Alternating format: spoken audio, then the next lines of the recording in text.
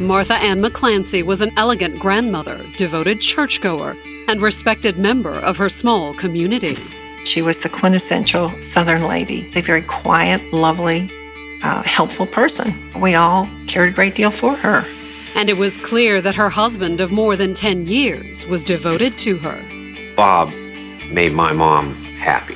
He did everything he could to show his love for her. But their marriage would end suddenly with a shocking discovery. He has a loaded firearm in his hand and a bottle of pills in the other. Did Bob take his own life after losing a struggle with his personal demons? Bob served in the Vietnam War, and due to that, he did have PTSD. Was there reason to suspect the man who found Bob? He was Bob's best friend, and they had become so close. He'd stole hundreds and hundreds of thousands of dollars of taxpayer money. Or would years of suspicion and investigation reveal that Bob's devoted wife had secrets of her own? I couldn't believe that my mom would be capable of doing such a thing. Something went on in that house and it's not right. Tellico Plains, Tennessee, May 15, 2006. It was a peaceful spring afternoon in this town of 800, nestled in the foothills of the Great Smoky Mountains. Tellico Plains is a very small town adjacent to the National Forest, very private, very intimate little town. But at 5 o'clock that afternoon, Monroe County 911 received a distressing call from one local resident. Hey, what's the problem, sir? I just walked into the residence. It's the McClancy residence. Mr. McClancy appears to be expired. The caller was 52-year-old Charles Chuck Kazmarzik, and he had just discovered the body of his friend, Bob McClancy. He stated that he had found him dead on the scene, what appeared to be a suicide. He has a loaded firearm in his hand and a bottle of pills in the other. As Chuck explained, it wasn't exactly a surprise that the 56-year-old Vietnam veteran had killed himself. Within the last 2 weeks, he has had 2 confirmed overdoses, and he was just released from the psych unit at Johnson City VA Medical Center on Saturday. Mr. McClancy suffered severely from post-traumatic stress issues. And according to Chuck, he'd stopped by to check on his friend because he knew all too well how fragile Bob was. He was Bob's best friend, and they had become so close, and that they were suffering from the same PTSD. And when deputies from the Monroe County Sheriff's Department arrived on the scene a few minutes later, they found the 56-year-old Vietnam veteran exactly as his friend had described. Officers found Bob passed away in his recliner. Pills hadn't killed him. Maybe he was going to shoot himself. But something about Bob McClancy's alleged suicide didn't seem right to his friends and family. It just was not his personality to take his life. It never crossed my mind that he would do that. But did that mean someone else was responsible for Bob's untimely death? Something went on in that house and it's not right. Whatever happened, for nearly a decade, his family suspected it had something to do with Bob's best friend, Chuck, and Bob's widow, Martha Ann.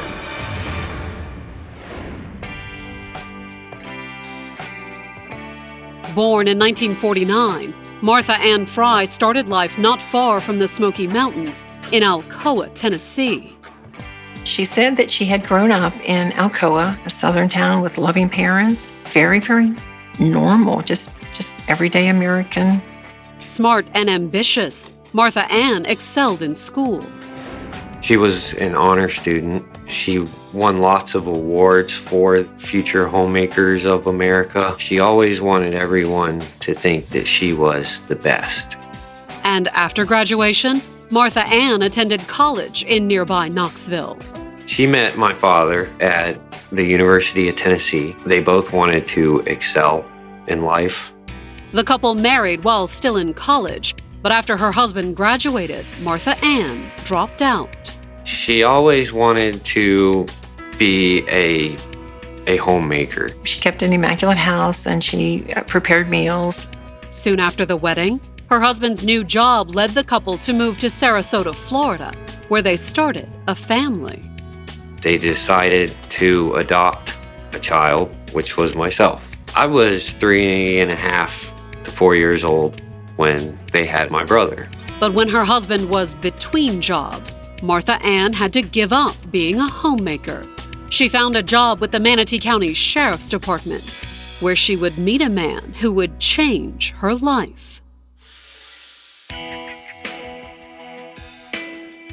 Born the same year as Martha Ann, Bob McClancy was another Florida transplant.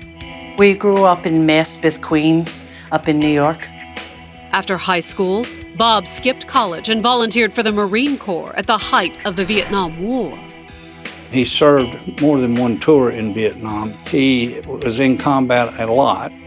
Honorably discharged from the Marine Corps, Bob returned to Queens and tried to put the experience behind him. When he came back, he didn't really talk about it all that much. Bob married briefly, but moved to Florida after the marriage ended in divorce and took a job with the Manatee County Sheriff's Department, where the former Marine proved popular with his coworkers. Bob is a very outgoing, life of the party type person. Bob was very jovial. You never seen him when he, wasn't smiling or cutting up or, having fun. And he soon struck up an unlikely friendship with his much more reserved coworker, Martha Ann. She was the quintessential Southern lady. Hair was always done, makeup was always on, beautifully dressed. She was a very meticulous person. She was kind of like a very strict type person. I didn't expect my brother to be with somebody like that. But opposites attracted, and the couple fell in love, despite the fact that Martha Ann was married with 2 children. I had just turned 13. She had been gone for several weekends and wanted me to go meet her friend that she had been staying with. She said not to tell my father that we were going. And Bob made a great first impression. We liked him. The first day I met him, he took us out on his boat fishing. Once Bob had won over her sons, Martha Ann officially ended her marriage. My mom almost immediately filed for divorce. Bob McClancy moved into our home, and he became a stepfather. And in 1995, Bob and Martha Ann married. Bob made my mom happy. He did everything he could to help her and to show his love for her. The couple spent the next 4 years in Sarasota. She was very doting. She seemed to be very, affectionate of Bob, take care of whatever Bob needed. They seemed happy. They had good times. They got along good. But almost from the beginning of their marriage, Bob was dreaming of leaving Florida. Bob wanted to move to the mountains and have a small farm. He wanted to get away from the hustle and bustle of city life.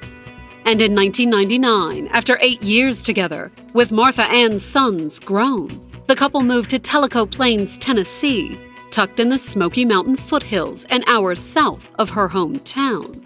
They purchased a retirement home / cabin with some acreage. He had pigs and goats and chickens and just had a great love for animals. But since he left the Manatee County Sheriff's Department at only 49, Bob was more than able and willing to keep working. He originally wanted to work for the local sheriff's department, but they just didn't have any place at the time. So he started doing odds and ends and farming type work. Martha Ann, also 49, took a job in a neighboring town to help support the couple. She worked for a company in Sweetwater and traveled back and forth every day. They needed some extra money to make ends meet. The couple also joined a local church where Martha Ann became very active. She just was a very quiet, lovely, helpful person. And we all cared a great deal for her. And by 2006, after 7 years in Tellico Plains, the couple had more than settled into their new home. It was a very simple life up here in Tennessee, but they seemed to like that lifestyle. However, Martha Ann and Bob's quiet country life was about to come to an abrupt end. Coming up, did Bob's PTSD push him to the breaking point? He was having some reoccurring nightmares. Or did someone else have a hand in his death? Well, it very much suggested that the scene had been staged. On May 15, 2006, Monroe County Sheriff's officers were investigating the possible suicide of 56-year-old Bob McClancy at his Tellico Plains, Tennessee home. He was deceased. He'd been down for some time. And the gun and pills found on his body weren't the only indication of Bob's apparent determination to end it all. Police found a do not resuscitate order on the kitchen counter. Signed by his doctors at the VA, it appeared that the Vietnam veteran may have purposely left the papers lying on the counter, just in case someone found him before it was too late. It looked to be a suicide. Bob's body was still in the house when Martha Ann rushed home from work shortly after receiving the news that her husband was dead. She got out of the car and went straight toward the house, wanting to see her deceased husband's body. They treated it as a crime scene at that point. Martha Ann was alerted when she came home and they would not let her in the house. Following standard procedure, the deputies requested that she wait outside until they finished processing the scene. The deputy actually put her in the front seat of the patrol car. And Martha Ann was still waiting in the patrol car when her friend Debbie Hartman arrived a few minutes later. I got out and ran to her, and so, here's the two of us sitting in this car just sobbing our eyes out, thinking that he's gone and we don't know what's happened. Here's a woman that I thought of as a sister, and she's just lost her husband. Hoping for some answers, the investigators were inside the house, taking a statement from the man who'd found Bob's body, Chuck Kazmarzik. A family friend and fellow veteran, Chuck told the investigators that Bob had long struggled with his years of combat in Vietnam. Bob served in the Vietnam War, and due to that, he did have PTSD. He had symptoms in dealing with that, nightmares, things of that nature. Nightmares that centered around one split-second decision that had occurred almost 40 years before in the heat of battle. He had a bad feeling about the fact he may have killed one of his own friends in a firefight. And over the last few years, his symptoms had apparently been getting worse. He said that he was having some reoccurring nightmares and that he would get up and sit in the chair in the hallway with a gun. And that left Bob terrified that he could repeat his nightmare scenario all over again. He said, I'm worried that if I'm asleep and Martha Ann would get up and use the restroom, that I might come out of a dream and accidentally shoot her. In fact, Bob had been so worried about his nightmares that in 2006 he'd checked into the VA hospital in Nashville, which is where he'd met Chuck. They were roommates, I believe, at that treatment center. When they got out, Bob invited Chuck to come visit at their home in Tellico Plains. Chuck had soon taken Bob up on his offer. Bob was introducing Kazmarzik to Martha McClancy as his brother and his new best friend, and that's how the relationship started between all three of them, that they'd become friends. They saw one another regularly, too, since Chuck only lived an hour and a half away. Chuck was from Knoxville. They just became very close. It may have been a good thing Chuck was so close by. According to what Chuck told the investigators, Bob's PTSD symptoms were getting worse despite his time at the VA. His demeanor changed. He became very antagonistic, argumentative, and people knew that something was wrong with Bob, but they had no way of knowing what it was. It got so bad, according to Chuck, that Bob had rarely left the house, so he'd stepped in to lend a hand. He would come down and help do things on the property, help take care of the property, mowing, doing various things. He'd also helped Martha Ann keep an eye on Bob. And according to Chuck, he'd dropped by the house that afternoon to check on his troubled friend. He had said that he came in, found him. That's what Chuck claimed. But the investigators would soon be wondering if it was the truth. It started when, soon after talking to Chuck, one of the investigators found a digital camera inside the house. We went through the photos on the camera. And the photos on the memory card were of Bob's body slumped in the chair. There was photos of him without the pistol and the medication bottle. And then there was pictures of him just the pistol. And then there was pictures of him with the pistol, medication bottle. And then the final picture was pretty much what we walked into and saw for ourselves. And since Bob couldn't have photographed his own suicide, the photos could only mean one thing. Well, it very much suggested that the scene had been staged. But who would try to make Bob's death look like a suicide, and why? The investigators were determined to find out. And since the camera belonged to Chuck, their next step was obvious. Sheriff Watson walks out with Chuck Kaczmarzyk in handcuffs, literally right past where we were sitting in the car.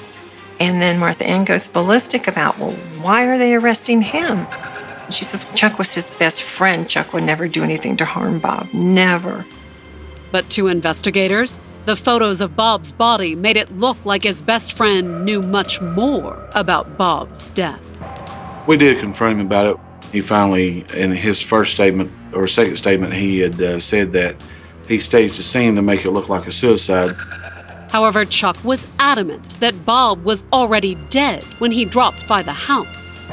He had said Bob had died because of the medication. And when he found his friend dead of an apparent overdose, Chuck said he'd wanted to make sure Martha Ann would get insurance money from the VA. So he had staged the scene and taken pictures so there would be no doubt that Bob's death was a suicide. I think he took them because somebody had said, well, wish you had documented this better, what he was like. So he did document it. Could Chuck be telling the truth? Could Bob have died of an overdose? Investigators brought Martha Ann in to ask her a few questions about her husband. And she told them that Bob had been on antidepressants for his PTSD and that he'd been abusing the medication. She said that if he took one pill and it made him feel better, that if he would take 2 or 3, his thought process was that he would really feel good. And Martha Ann said that thought process had led to some dangerous results. She said he had had 2 previous overdoses. They had to get in the car and take him to the hospital. Martha Ann's account of her husband's drug problems appeared to check out. There were medical records that showed that Bob McClancy had been overdosed several times and taken to a hospital. And based on the medical examiner's findings, Bob's death seemed to fit the overall pattern. The autopsy report said my brother had died of an overdose of drugs. Whether it was actually a suicide or merely an accidental overdose was tough to say. But the apparent lack of any foul play in Bob's death didn't mean that Chuck was off the hook just yet. He was charged with tampering with evidence. Martha Ann was incensed by the charges and tried to rally support for Bob's friend. She's angry that Chuck had been arrested, and she was trying to find Chuck an attorney. But in the end, the charges were dropped. Those charges were dismissed because the Monroe County Sheriff's Department did not have a search warrant when they initially looked at those photos on the camera. And with that, any investigation into Bob's death and its aftermath quietly died. Coming up, Martha Ann tries to rebuild her life. You hear people in the communities talking. And her son makes a troubling discovery. My mom had a lot more to do with this. By the fall of 2006, it had been a little more than 5 months since Martha Ann McClancy's husband, Bob, died in their farmhouse in Tellico Plains, Tennessee, the victim of what appeared to be either an accidental overdose or a suicide. The police found Bob sprawled out in the chair with the pills in one hand and .38 caliber in the other. After Bob's death, his close friend Chuck Kaczmarzyk remained a frequent visitor to the farm. She was having to take care of this large property and all of these animals. He would come to the house and help her. And while it seemed natural for Chuck to help his friend's widow, his constant presence began to raise some eyebrows. At first, I thought just friends, and then you hear people in the communities talking. I could see there was something going on there. The two of them were together, not just consoling one another, not just helping each other through the grief process, that they were actually together as a couple. Before long, they didn't even try to hide it. They got married that fall. Coming just 5 months after her brother's death, the marriage made Bob's sister suspicious of Martha Ann. Had her relationship with Chuck started while Bob was still alive? And if so, did it have anything to do with Bob's death? This was not the Martha Ann that I knew. This does not make sense. The different things that she's telling you, you have to face fact that she was involved in it. The Monroe County authorities were suspicious too, but with the photos of Bob's body ruled inadmissible, and without any other evidence of foul play, there was little they could do. Law enforcement was not able to go forward with any type of prosecution. Free to make a fresh start, Martha Ann and Chuck bought a motor home and spent the next several years traveling. They would tour the country in this expensive motorhome and take cruises and live a very lavish lifestyle, just going from one reunion to another. Speaking at events and giving seminars and advice to veterans based on all of his experiences and credentials. Chuck's credentials certainly sounded impressive. 2 Purple Hearts, 2 Distinguished Flying Crosses, and 2 Silver Stars earned during his years in the Air Force. The Silver Star is probably the second highest award for valor in the military. He was this decorated war hero. And wherever her war hero went, Martha Ann was always along for the ride. I didn't see very much of my mom. She would always be traveling. But their cross-country travels were about to come to an abrupt end. The trouble began with something Chuck said while regaling one veterans group with tales of his exploits in Vietnam. He was telling his stories about how he had earned combat awards from the Vietnam operation that were classified awards. There is no such thing as a classified decoration or award. Suspicious of Chuck's claims, one of the veterans in the audience contacted the VA, which quietly began looking into the matter. The investigation was launched by Air Force Special Operations Command. And the investigation revealed that all of Chuck's medals were fake. Chuck was never wounded. He was never shot at. He manufactured his own false orders, special orders, to award him all these decorations. But why fake documents to give himself awards? Was it simply bragging rights Chuck was after, or something more? He was claiming post-traumatic stress for the purpose of getting money, added VA benefits. And he was soon receiving about $3,200 a month from the government, free money. And the investigators suspected Martha Ann had helped him fake the documents and take the money. They lived lavishly, traveled, did not need to work. They stole hundreds and hundreds of thousands of dollars of taxpayer money. How in this universe it ever came to be that 2 absolutely evil people that were just so crooked would come together is just, it's just kind of hard to fathom. And in July of 2012, the government came looking for a little payback. They were arrested for fraud, both of them. neither of them fought the charges. They both pled guilty and received sentences to serve in federal court. Martha Ann was sentenced to 20 months in prison. Once convicted in federal court, Martha Ann signs a power of attorney to her son to take care of all of her affairs and all of her property while she's serving her federal sentence. I think she was trying to evade forfeiture. But would her attempt to hang on to her home end up costing her far more? While going through his mother's house, Martha Ann's son found her laptop computer, which he figured he would give to his children. I started to go through the files to make sure it would be okay to use. But Sean found something unexpected lurking on his mother's hard drive. I found photos of my stepdad, Bob, deceased. They were copies of the photos that had been thrown out of court when Chuck was arrested for evidence tampering in 2006. They were disturbing. His body seemed to be moved around. There were things that did not look normal. But why would the photos, which had been confiscated by police, be on Martha Ann's computer? Did the fact that Martha Ann had the pictures mean Chuck hadn't acted alone? I didn't know that my mom had anything to do with these pictures. Could the pictures mean his mother had been involved in Bob McClancy's death? Concerned, Sean contacted the authorities. I realized this is not something that I or my family should be looking at.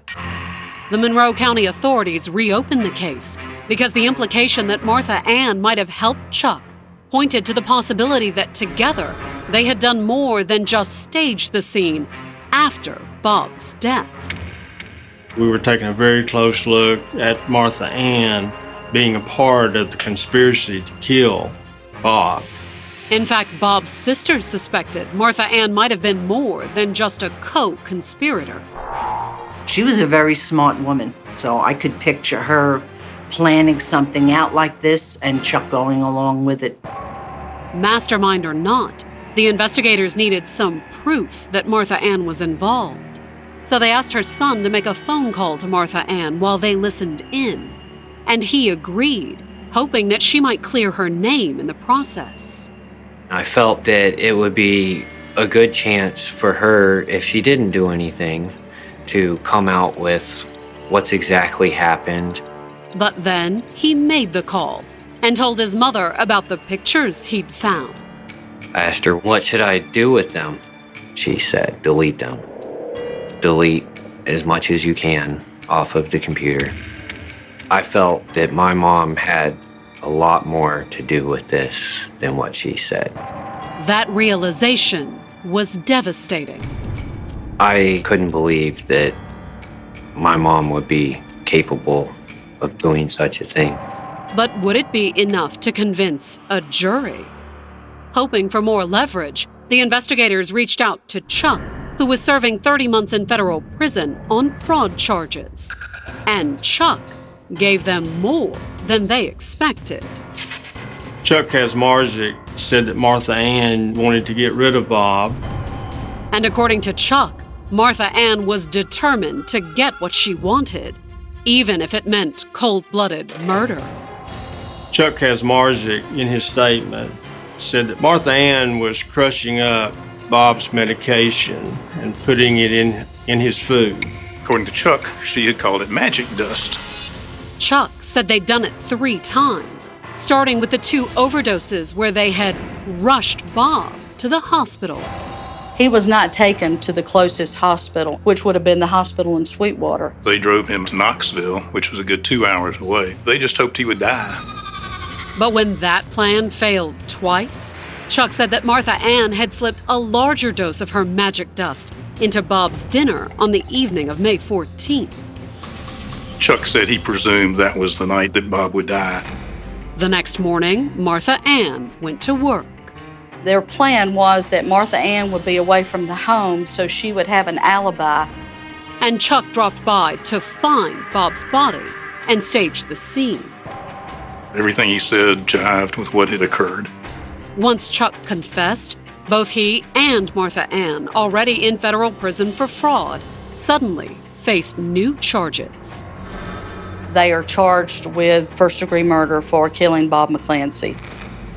We were very confident that we had a very good case. But it all depended on the word of a convicted con man. Coming up, can Chuck close the deal? We knew the jury wasn't going to like him. Or will Martha Ann's testimony make the difference? When she finally took the stand, I think everybody was kind of relieved. They wanted to hear her side. On November 16, 2015, Martha Ann McClancy went on trial for murder in Monroe County, Tennessee. The 66-year-old was accused of killing her husband, Bob McClancy, in May of 2006. We knew it was going to be a difficult case because it was a cold case. And that wasn't the only obstacle they faced. There was also the fact that Martha Ann didn't look like a killer. She comes walking in with a walker. She was just grandmotherly. She was very well-spoken and calm and nice. She was trying to come off as this little innocent person. But according to the prosecution's opening statement, Martha Ann's grandmotherly exterior was precisely what made her so deadly. They told the jury that she had calmly, quietly killed her husband, and no one had ever suspected what was happening. Bob McClancy died by being over-medicated with his PTSD drugs. She would take those drugs and grind them up and put them in his food. And why did she do it? The answer was simple, according to the prosecution. Prior to the death of Bob McClancy, Martha Ann and Chuck Kaczmarzyk started having an affair. And according to the prosecutors, having an affair wasn't enough for Martha Ann. She decided she'd rather be with Chuck than with her husband. She wasn't as much of a homebody as Bob was, and so I believe that she felt Chuck had all these experiences. I think he was just very charming to her, and I think she saw an opportunity in Kaczmarzyk that she didn't see in Bob at that point. It was typical love triangle, and Bob had to go. So why not just get a divorce? According to the prosecution, Martha Ann didn't consider that an option. She wanted everything now. And she had the means to get it, too. When Bob McClancy was having health issues, he had given power of attorney to Martha Ann. She borrowed it as a cut and paste to create this will. And the prosecution claimed that the forged will Martha Ann created had given her almost everything. In that will, Bob's daughter had received only $1. His sister had received only $1. She sent the $1 to each one of them, telling them that that's what Bob had wanted. In addition to the revelations about Bob's will, the prosecutors called Martha Ann's son to testify about how he'd found the pictures of Bob's body on his mother's computer. Testifying against my mom was one of the worst and hardest things that I've had to do. The prosecutors also called Martha Ann's former friend, Debbie Hartman, to the stand. She testified about Martha Ann's relationship with Chuck. I don't know if the attraction was there instantly. I do believe that the affair started while Bob was still alive. But the prosecution's star witness was Martha Ann's alleged co-conspirator, the man she'd allegedly killed Bob to be with, Chuck Kaczmarzyk. It was Chuck's confession that had led to Martha Ann's arrest in the first place. He totally ratted out Martha Ann. He was charged with first-degree murder and conspiracy to commit first-degree murder, just like Martha Ann. But since they needed his testimony against Martha Ann, the prosecutors had offered Chuck a deal. That he would testify truthfully and plead to 25 years on conspiracy. We would not charge him with murder. The reason was because She is the one that actually gave the dose. Chuck had taken the deal, and by the time Martha Ann's trial began, he was already serving a 25-year sentence for the conspiracy charge. We knew the jury wasn't going to like him, but he was an essential part of this case. And as he took the stand to testify against his wife, his honesty wouldn't win him any points with the jury either. We made no bones about it that Chuck Kaczmarzyk is an awful person. He's a con man. But sometimes con men have to come forward and tell the truth. And that's what Chuck proceeded to do. When Chuck arrived at the residence that afternoon, in fact, Bob was still alive. In fact, Chuck claimed that his friend wasn't just alive, he was still conscious. Chuck found Bob in the bathroom floor, and Bob asked Chuck to help him up. On the stand, Chuck described how he'd wrestled his dying friend into a recliner before sitting back and coldly doing nothing. Bob was still alive when he found him, and he let him pass away, then called 911. However, as awful as Chuck's story sounded, was it the truth? In the defense's open, Martha Ann's attorney argued that she was innocent. She is a victim of Charles Kaczmarzyk's fraud, just as the government was. And the defense claimed that Chuck had turned on her and accused her of Bob's murder in order to take revenge on Martha Ann. When Kaczmarzyk had pled guilty to the federal crimes, Social Security fraud, and veterans fraud, my client had obtained a lawyer and served him with divorce papers. In other words, Chuck's so-called confession was simply his way of punishing Martha Ann for divorcing him. Shortly after Mr. Kaczmarzyk was served with divorce papers from Miss McClancy, that's when he gave a statement to law enforcement incriminating her. But now the defense said Martha Ann saw Chuck for what he was, a con man. And she took the stand to defend herself from what she claimed were nothing but lies. When she finally took the stand on the fourth day, I think everybody wanted to hear her side. In her testimony, Martha Ann professed her innocence. She's always maintained that she doesn't really know what happened to her husband. Although, if anything, she believed that Bob's death was just a tragic, accidental overdose. She honestly believes that he had these issues and problems with his medications. And according to Martha Ann's testimony, she would never have done anything to hurt Bob. Martha maintained that even though Mr. McClancy had some issues and problems, that he was the love of her life, and she wanted to continue to be married to him and help care for him. She tried to get up there and claim she was the poor widow. But in the end, it would be up to the jury to decide. Was Martha Ann telling the truth? Or was she pulling yet another con job? There's nothing that she has ever told me that I have not questioned in my mind. There's nothing that she ever told me that I now believe. Coming up, the jury reaches a decision. It was a total surprise. And Bob's family reacts to the outcome. I can't say I was happy. On November 20th, 2015, the jury announced a verdict in Martha Ann McClancy's murder trial. The 66-year-old grandmother was accused of killing her husband, Bob, with an intentional drug overdose. She slowly murdered this man for the purpose of money and for the purpose of an affair with another man. The other man was Chuck Kaczmarzyk, her lover turned husband, and the prosecution's star witness. He testified that he and Martha did in fact commit and plan this conspiracy. Was it the truth? At trial, Martha Ann's defense attorney hammered on the fact that Chuck had a history of lying to the authorities, that he was in prison on fraud charges when he named Martha Ann as her husband's killer. He's the kind of guy that likes to be in the limelight and tell big stories. But now it all came down to whose story the jury believed. The jury stayed out a long time, overnight, and that was a bad night. We felt like we could lose it easily.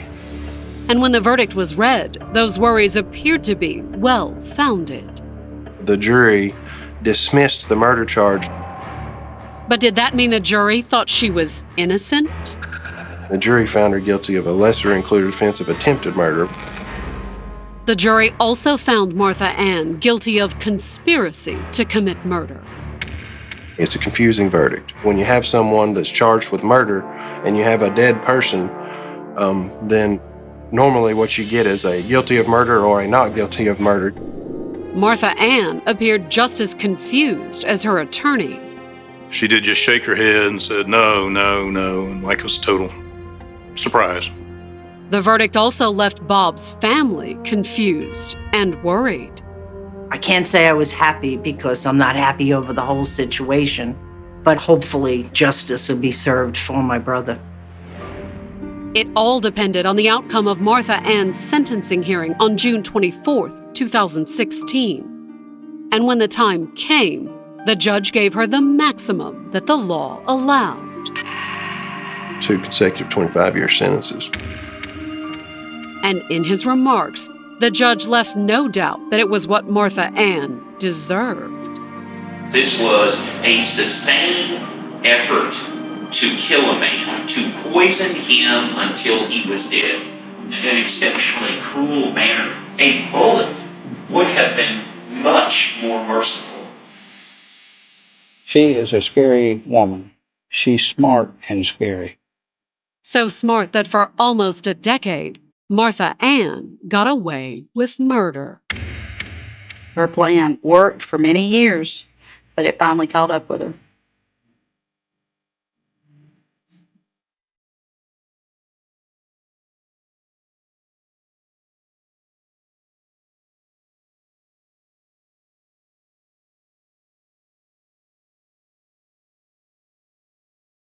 Mac Ray Edwards did not look like the kind of man whose name would remain attached to one of the darkest unsolved questions in the history of child murders in California. He was a construction worker. He operated heavy machinery. He worked on the enormous freeway projects that transformed Southern California during the 1950s and 1960s, when roads, bridges, overpasses, and new routes were being built across landscapes that were rapidly changing. He had a family. He had neighbors. He had a job. He lived among ordinary people, and some families trusted him enough to allow their children to know him. One of those children was Roger Dale Madison, a 16-year-old boy who was a friend of Edwards' son. The Madison family lived only a few houses away. To them, Edwards was not an unknown man lurking somewhere outside their community. He was someone familiar, someone whose presence did not automatically create fear. That familiarity would later become one of the most disturbing elements of the case, because according to Edwards' own confession, he was responsible for Roger's death. And Roger was only one of 6 children Edwards eventually claimed to have murdered. The story of Mac Ray Edwards begins with a contradiction that would become increasingly difficult to ignore. The man who spent his working life helping build California's roads also possessed intimate knowledge of construction sites, remote areas, changing terrain, and places where earth was being excavated and moved. Years later, investigators would consider whether that knowledge had allowed him to hide victims where they might remain undiscovered for decades. In one case, the body of a child was found beneath approximately 8 feet of earth, at a location Edwards himself had identified.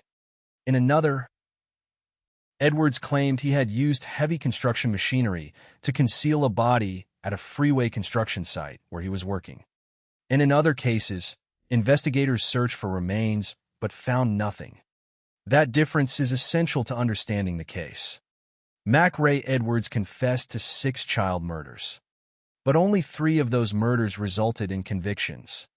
Stella Darlene Nolan, Gary Rotchett, and Donald Allen Todd were the 3 cases for which Edwards was convicted.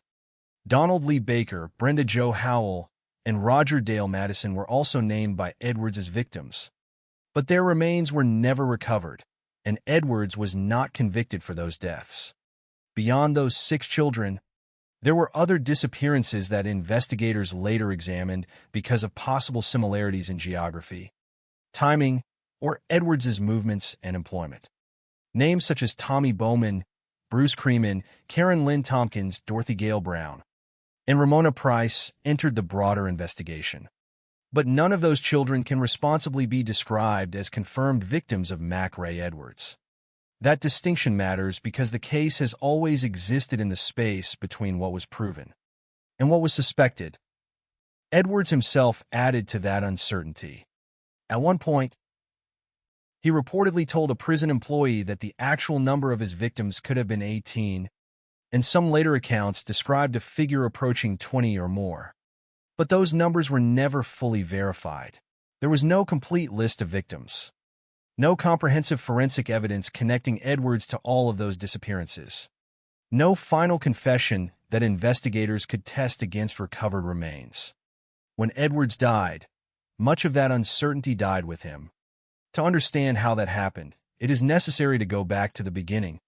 Mac Ray Edwards was born on October 17, 1918, in Arkansas, before eventually moving to California. By the time he was working in Southern California, he had become part of the construction world. The freeway system was expanding, and Edwards worked with the machinery used to reshape the landscape. The job gave him familiarity with places that ordinary residents might know only as empty ground: hillsides, construction zones, or isolated stretches of road. According to investigators, that knowledge could have helped him identify locations where a body might be difficult to find. But there was another advantage that may have been even more important. Edwards was not necessarily perceived as a stranger.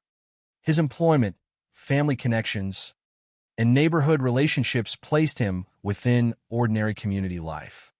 The children whose names would later become part of his confession were not simply anonymous figures. In a criminal case, they were sons and daughters, brothers and sisters, children whose disappearance left families waiting for answers. The first known victim in Edwards's confession was Stella Darlene Nolan, an 8-year-old girl who disappeared in Norwalk on June 20th, 1953. Her mother was working at a refreshment stand at a flea market, and Stella was nearby. According to Edwards's later confession, he approached the girl, abducted her, took her to his home, and sexually assaulted her before transporting her to the Angeles National Forest. He said that he strangled Stella and threw her from a bridge. But according to his account, the killing did not happen exactly as he expected.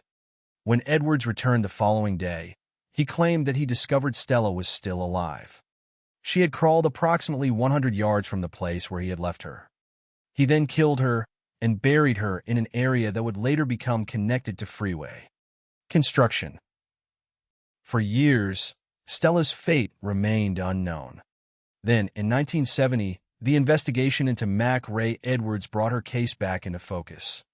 After confessing, Edwards directed police to the place where he said he had buried her. Investigators searched the location.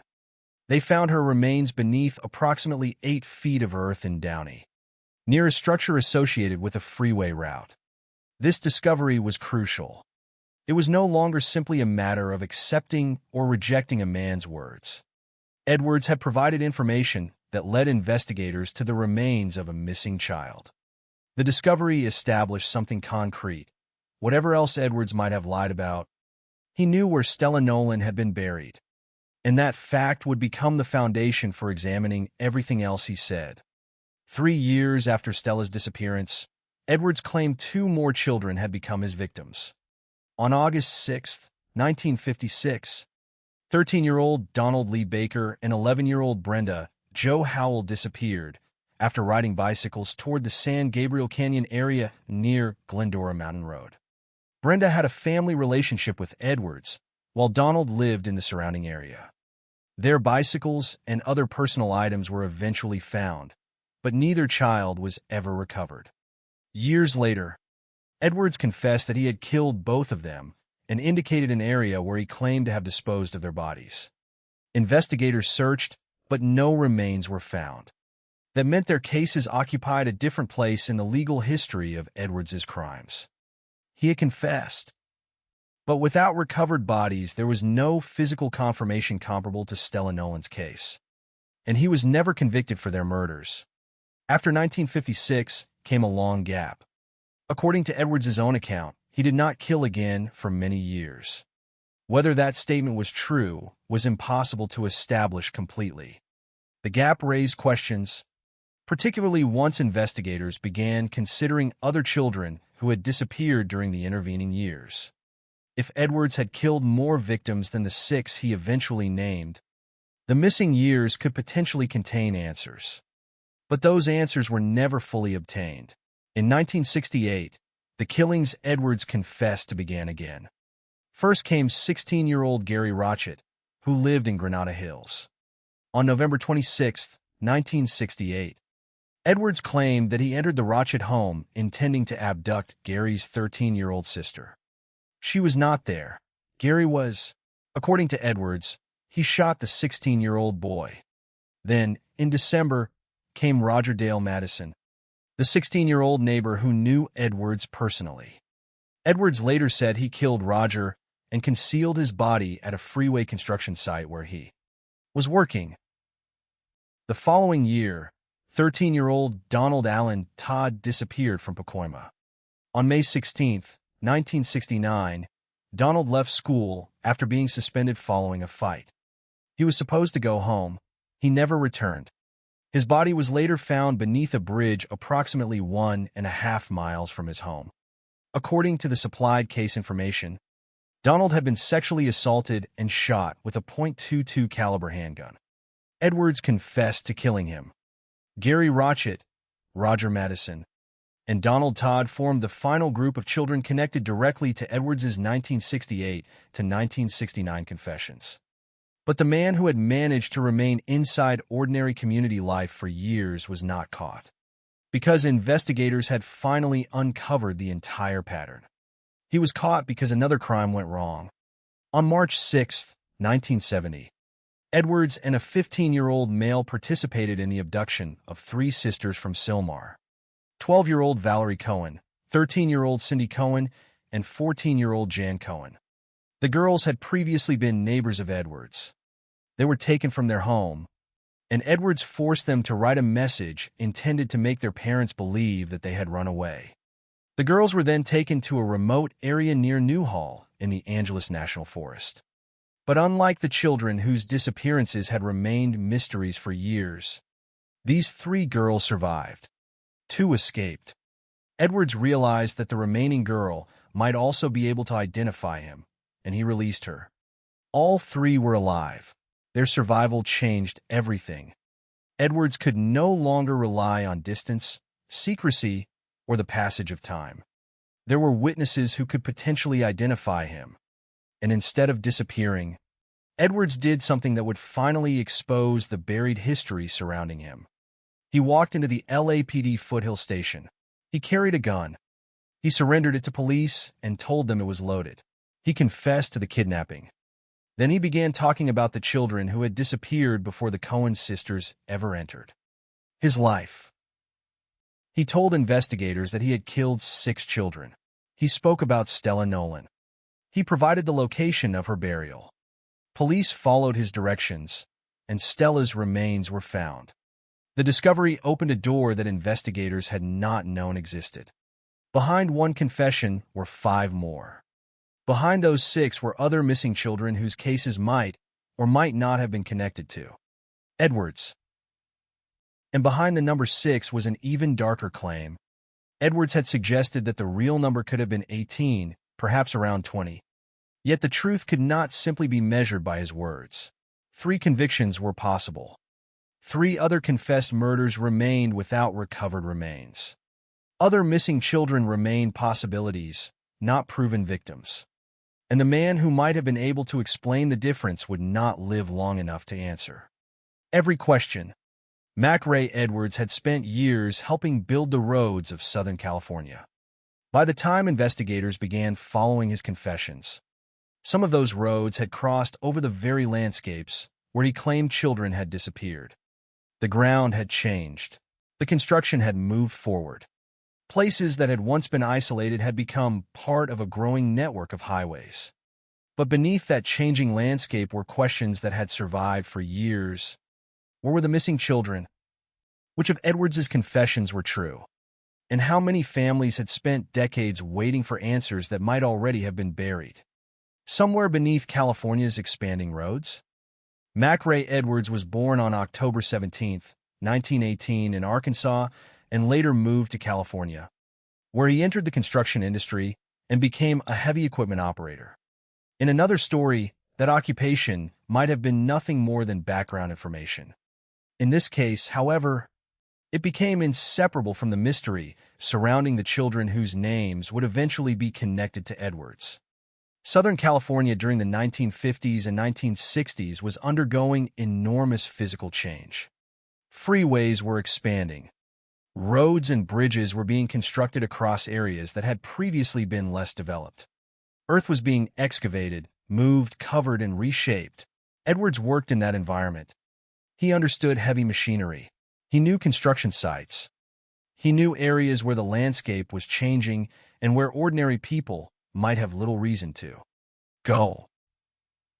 Investigators later considered this knowledge important because several of the places associated with Edwards's confessions were connected in some way to freeway construction or remote areas.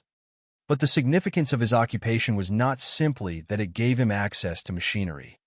It also formed part of the image he presented to the outside world. Edwards had a family. He had a stable occupation. He had neighbors. He was not living on the margins of society, isolated from everyone around him. Instead, he existed inside an ordinary community. That fact becomes especially important when looking at the children he confessed to killing. Some of them were strangers to him. Others were not. One of the most disturbing examples was Roger Dale Madison. Roger was 16 years old and lived near Edwards in Sylmar. He was a friend of Edwards's son. The Madison family lived only a few houses away from Edwards's home. Their connection was not the distant relationship between a victim and an unknown offender. Edwards was someone the family knew. He was part of the neighborhood environment in which Roger lived. That familiarity makes Roger's disappearance particularly painful to consider. A child can be taught to be cautious around strangers. But the idea that danger could come from someone already accepted within a family circle is much harder to recognize. According to Edwards's later confession, Roger became one of his victims in December 1968. Edwards claimed that he took Roger to an area connected with freeway construction, killed him, and used heavy construction equipment to conceal his body. Roger's remains were never recovered. That absence would become one of the central unanswered questions in the entire case. The investigators could examine Edwards's statements and compare them with construction records, maps, and the history of the road project, but they could not produce the physical evidence that would definitively close the case. Roger therefore remained both a named victim in Edwards's confession and a child whose family never received the certainty that a recovered body can provide. The same problem existed in the cases of Donald Lee Baker and Brenda Jo Howell. Donald was 13. Brenda was 11. They disappeared together on August 6, 1956. After leaving by bicycle toward the San Gabriel Canyon area near Glendora Mountain Road. Brenda had a family relationship with Edwards. Donald lived in the surrounding area. Their disappearance left behind fragments rather than answers. Donald's jacket was found. Brenda's bicycle was found. Donald's bicycle was later found as well. But neither child was recovered. Years later, Edwards said that he had killed both of them and directed investigators toward an area where he claimed the bodies had been disposed of. Investigators searched, but no remains were discovered. That distinction would remain important throughout the Edwards investigation. A confession could identify a person as a possible killer, but it did not automatically transform every statement into a proven fact. The 6 children Edwards named would occupy different evidentiary categories. Stella Nolan's remains were recovered from a location Edwards identified. Gary Rotchett and Donald Allen Todd were among the murders for which Edwards was eventually convicted. Roger Madison, Donald Baker, and Brenda Howell remained without recovered remains and without convictions for their deaths. The children themselves, however, should not be reduced to categories of evidence. They were individuals whose disappearances altered the lives of their families. Stella Darlene Nolan was 8 years old when she disappeared in Norwalk on June 20th, 1953. Her mother was working at a refreshment stand at a flea market while Stella was nearby. According to Edwards's later confession, he approached her and abducted her. His account would eventually provide investigators with a horrifying sequence of events, including his claim that he took Stella to his home, sexually assaulted her, and later transported her to the Angeles National Forest. He said that he strangled her and threw her from a bridge. He then claimed that when he returned the next day, he discovered that Stella was still alive and had crawled approximately 100 yards from where he had left her. He said he killed her and buried her in an area that would later become connected to freeway construction.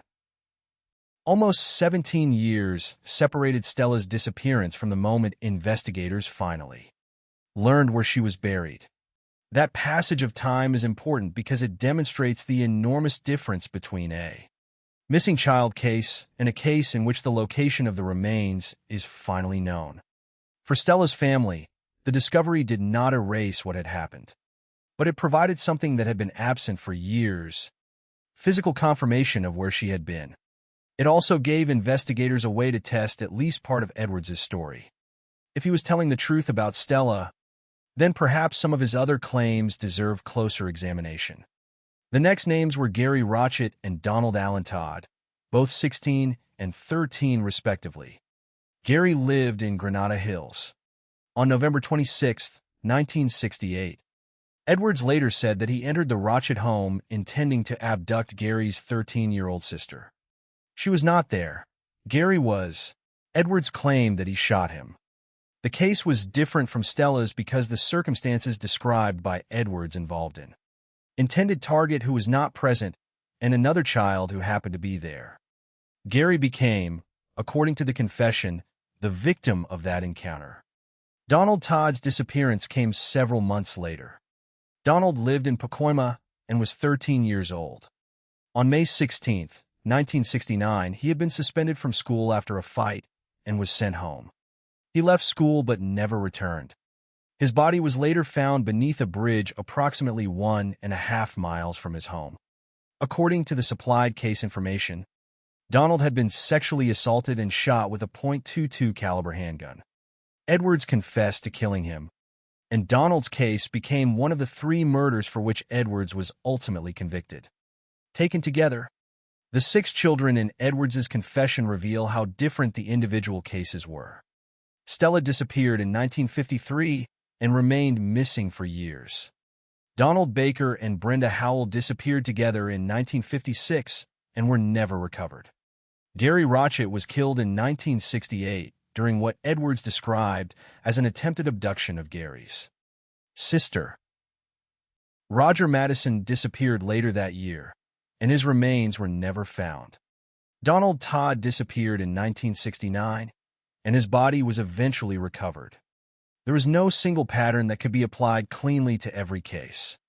That uncertainty became even greater when investigators began looking beyond the 6 children Edwards himself named. Several other missing children in Southern California would later attract attention because their cases appeared to overlap with areas where Edwards had lived or worked. Tommy Bowman was 8 when he disappeared in 1957. Bruce Creeman was 7 when he disappeared from a YMCA camp in the Angeles National Forest in 1960. Karen Lynn Tompkins was 11 when she disappeared after leaving summer school in Torrance in 1961. Dorothy Gale Brown, also 11, disappeared in the Torrance area in 1962, and her body was later found off Corona del March. Ramona Price, 7, disappeared in the Santa Barbara area in 1961. These cases would eventually be examined in connection with Edwards, but none could be presented as confirmed Edwards murders. Similar geography was not proof. A possible resemblance between a suspect and an old witness description was not proof. A person's employment near an area where a child disappeared was not proof. And even a statement made by Edwards himself could not necessarily be accepted without corroboration. That careful distinction would become increasingly important after 1970, when Edwards finally confessed. Because the deeper investigators looked, the more they encountered the same problem. There were children who had disappeared. There were places that overlapped with Edwards's life. And there were statements that raised disturbing possibilities. But there was not always enough evidence to cross the line from suspicion to certainty. That line would define the investigation that followed. The man at its center had spent years appearing ordinary. He worked, lived with his family, knew his neighbors, and moved through communities where children and adults could recognize him without alarm. Yet behind that familiar image were 6 names he would eventually claim belonged to his victims. And once his confession became public, investigators were forced to reconsider not only what they knew about Edwards, but also what they thought they knew about the unexplained disappearances that had accumulated across Southern California. The question was no longer simply who McRae Edwards was. It was whether the ordinary life he had built around himself had concealed a much larger history of violence. On June 20th, 1953, 8-year-old Stella Darlene Nolan disappeared in Norwalk, California. At that moment, there was nothing to indicate that her disappearance would eventually become the first confirmed chapter in the criminal history of McRae Edwards. Stella was a child in an ordinary environment. Her mother was working at a refreshment stand at a flea market, and Stella was nearby. Then suddenly she was gone. What happened in the hours that followed was not known for many years. There was no immediate confession from the person responsible. There was no recovered body that could tell investigators what had happened. There was only a missing child and a family left without an answer. 17 years would pass before the truth, at least a part of it that could be established, began to emerge. In 1970, after Edwards surrendered to police and began describing a series of child murders, he identified Stella as the first child he had killed. According to his confession, he had approached Stella and abducted her. He said he took her to his home and sexually assaulted her before transporting her to the Angeles National Forest. There, Edwards claimed he strangled the 8-year-old girl and threw her from a bridge. The account was already horrifying, but Edwards added another detail that would become one of the most disturbing elements of his confession. He said that he returned to the location the following day and discovered that Stella was still alive. According to Edwards, she had survived and crawled approximately 100 yards away from the place where he had left her. He then killed her and buried her. The location he described was an area that would later become associated with freeway construction.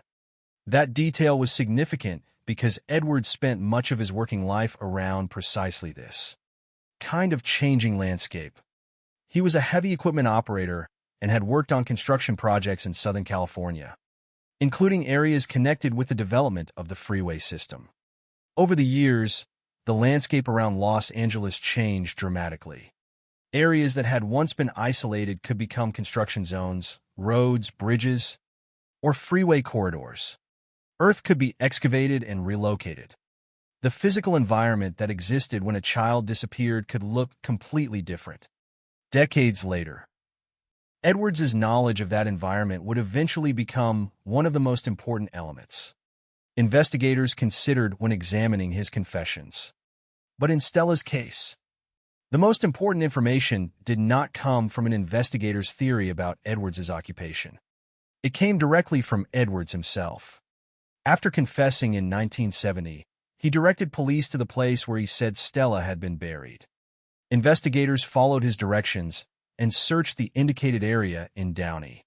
They found Stella's remains beneath approximately 8 feet of earth, near a structure associated with a freeway route. The discovery was a major turning point. Before the recovery, Edwards's account was only a statement made by a man who had confessed to multiple murders. After the recovery, There was physical evidence that connected his knowledge to the fate of a child who had disappeared nearly 17 years earlier. Edwards had known where Stella was buried.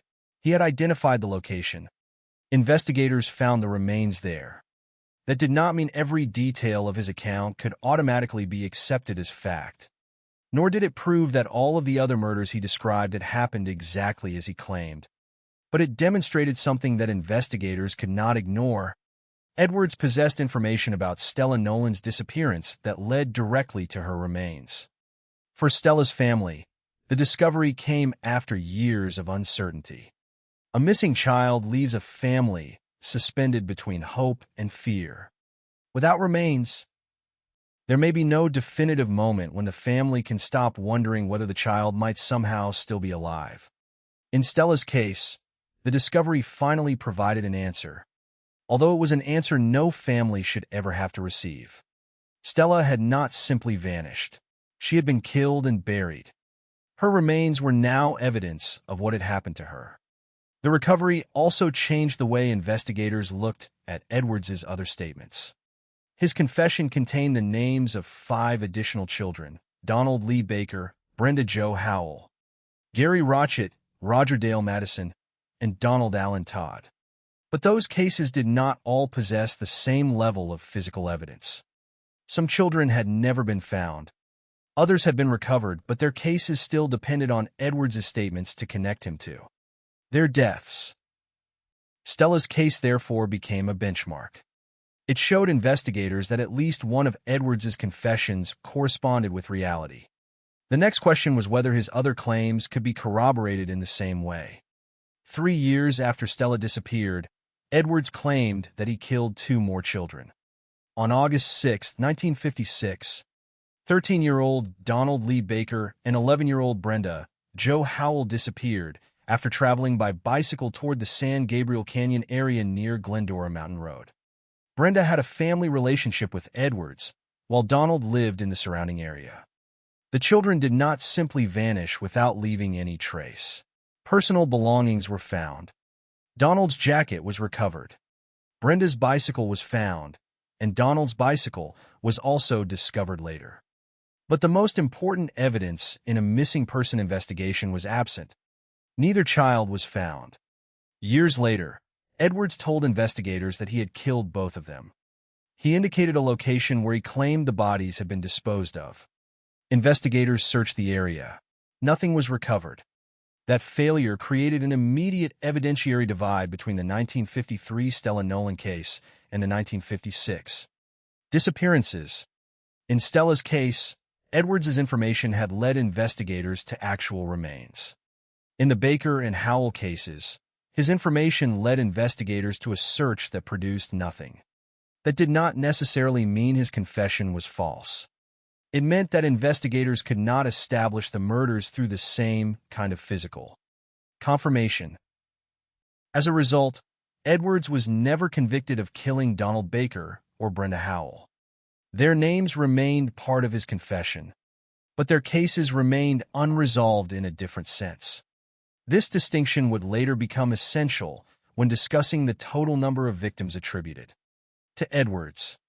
6 children were named in his confession, but only 3 murders ultimately resulted in convictions. Stella Nolan was one of those 3.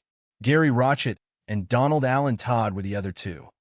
Donald Baker, Brenda Howell, and Roger Madison were not cases for which Edwards was convicted. That does not erase Edwards' statements about them, but it means those statements must be described accurately. They were confessed murders, not 3 additional convictions supported by recovered remains.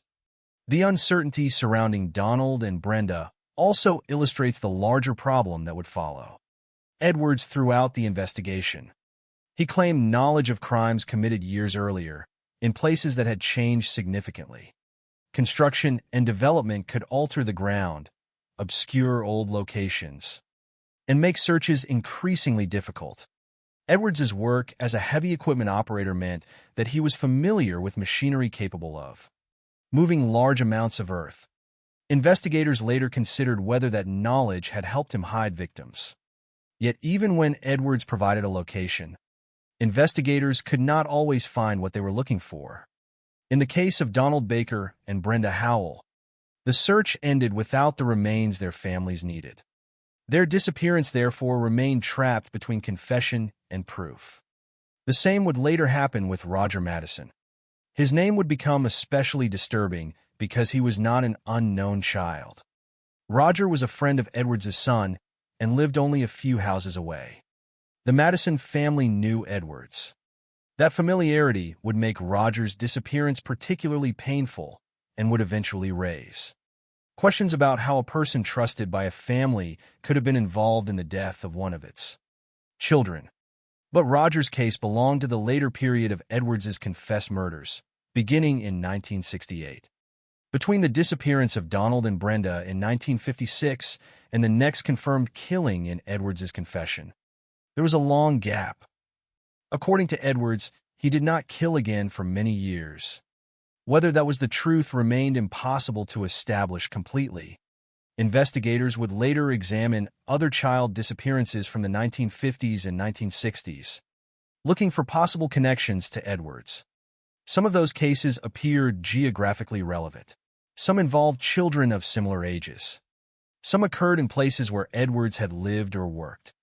But none could be treated as confirmed Edwards murders without evidence. That caution became increasingly important as the investigation expanded. The story of McRae Edwards was already disturbing enough without adding in proven victims to it. Stella Nolan was a confirmed part of the case because her remains were recovered at a location Edwards identified, and her murder was one of the three for which he was convicted. Donald Baker and Brenda Howell remained part of his confession, but their bodies were never found. Their families were left without the final physical evidence that might have answered the question of what happened to them. And for investigators, their disappearance represented a challenge that would appear repeatedly in the years ahead. How do you separate what a confessed killer says from what can actually be demonstrated? The answer would become more complicated as Edwards' story moved forward into the late 1960s, when the killings he confessed to began again. In 1968, 16-year-old Gary Rotchett would become the next name in the confession. Later that year, another 16-year-old, Roger Dale Madison, would disappear. In 1969, 13-year-old Donald Allen Todd would vanish and later be found dead. But none of those cases would emerge in isolation. They would eventually converge with a final incident in 1970, when three sisters survived an attempted abduction and Edwards' carefully constructed ordinary life began to collapse. The discovery of Stella Nolan's remains had opened the door. What investigators would find behind it would transform a decades-old missing child case into the investigation of a man who claimed responsibility for 6 killings and hinted that the true number might be far higher. The recovery of Stella Darlene Nolan's remains in 1970 gave investigators something tangible. For the first time, a child whom McRae Edwards had claimed to have murdered had been found at a location he himself had identified. But Stella's case was only the beginning of the confession. Edwards said that 3 years after Stella disappeared, he had killed 2 more children, 13-year-old Donald Lee Baker and 11-year-old Brenda Jo Howell. Their disappearance dated back to August 6, 1956, when the 2 children left by bicycle toward the San Gabriel Canyon area near Glendora Mountain Road. Unlike Stella Nolan, however, Donald and Brenda would never be recovered. That difference would become one of the defining uncertainties of the Edwards investigation. Donald and Brenda were not names from a distant, unrelated world. They were children living in the same broad Southern California environment in which Edwards worked and moved. Brenda also had a family relationship with Edwards. That fact made her disappearance particularly significant when investigators later heard Edwards's confession. The case was not simply about a stranger claiming responsibility for an old crime. It involved a child who had a connection to the man who eventually said he had killed her. On August 6, 1956, Donald and Brenda left by bicycle toward the San Gabriel Canyon area. At some point, both children disappeared, Their bicycles and belongings would later provide investigators with fragments of the last known movements of the children. Donald's jacket was found. Brenda's bicycle was found.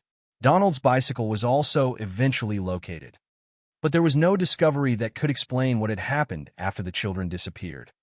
No remains were recovered. No physical evidence conclusively established where they had gone.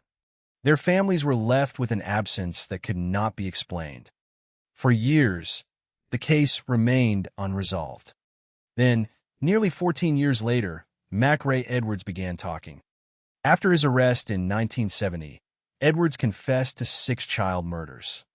Stella Nolan was the first name connected to his confession, followed by Donald Lee Baker and Brenda Jo Howell. According to Edwards, he had killed both children. He also provided investigators with information about a location where he claimed he had disposed of their bodies. The investigators searched the area, but the search produced nothing. There were no remains to recover and no discovery comparable to the one that had occurred in Stella Nolan's case.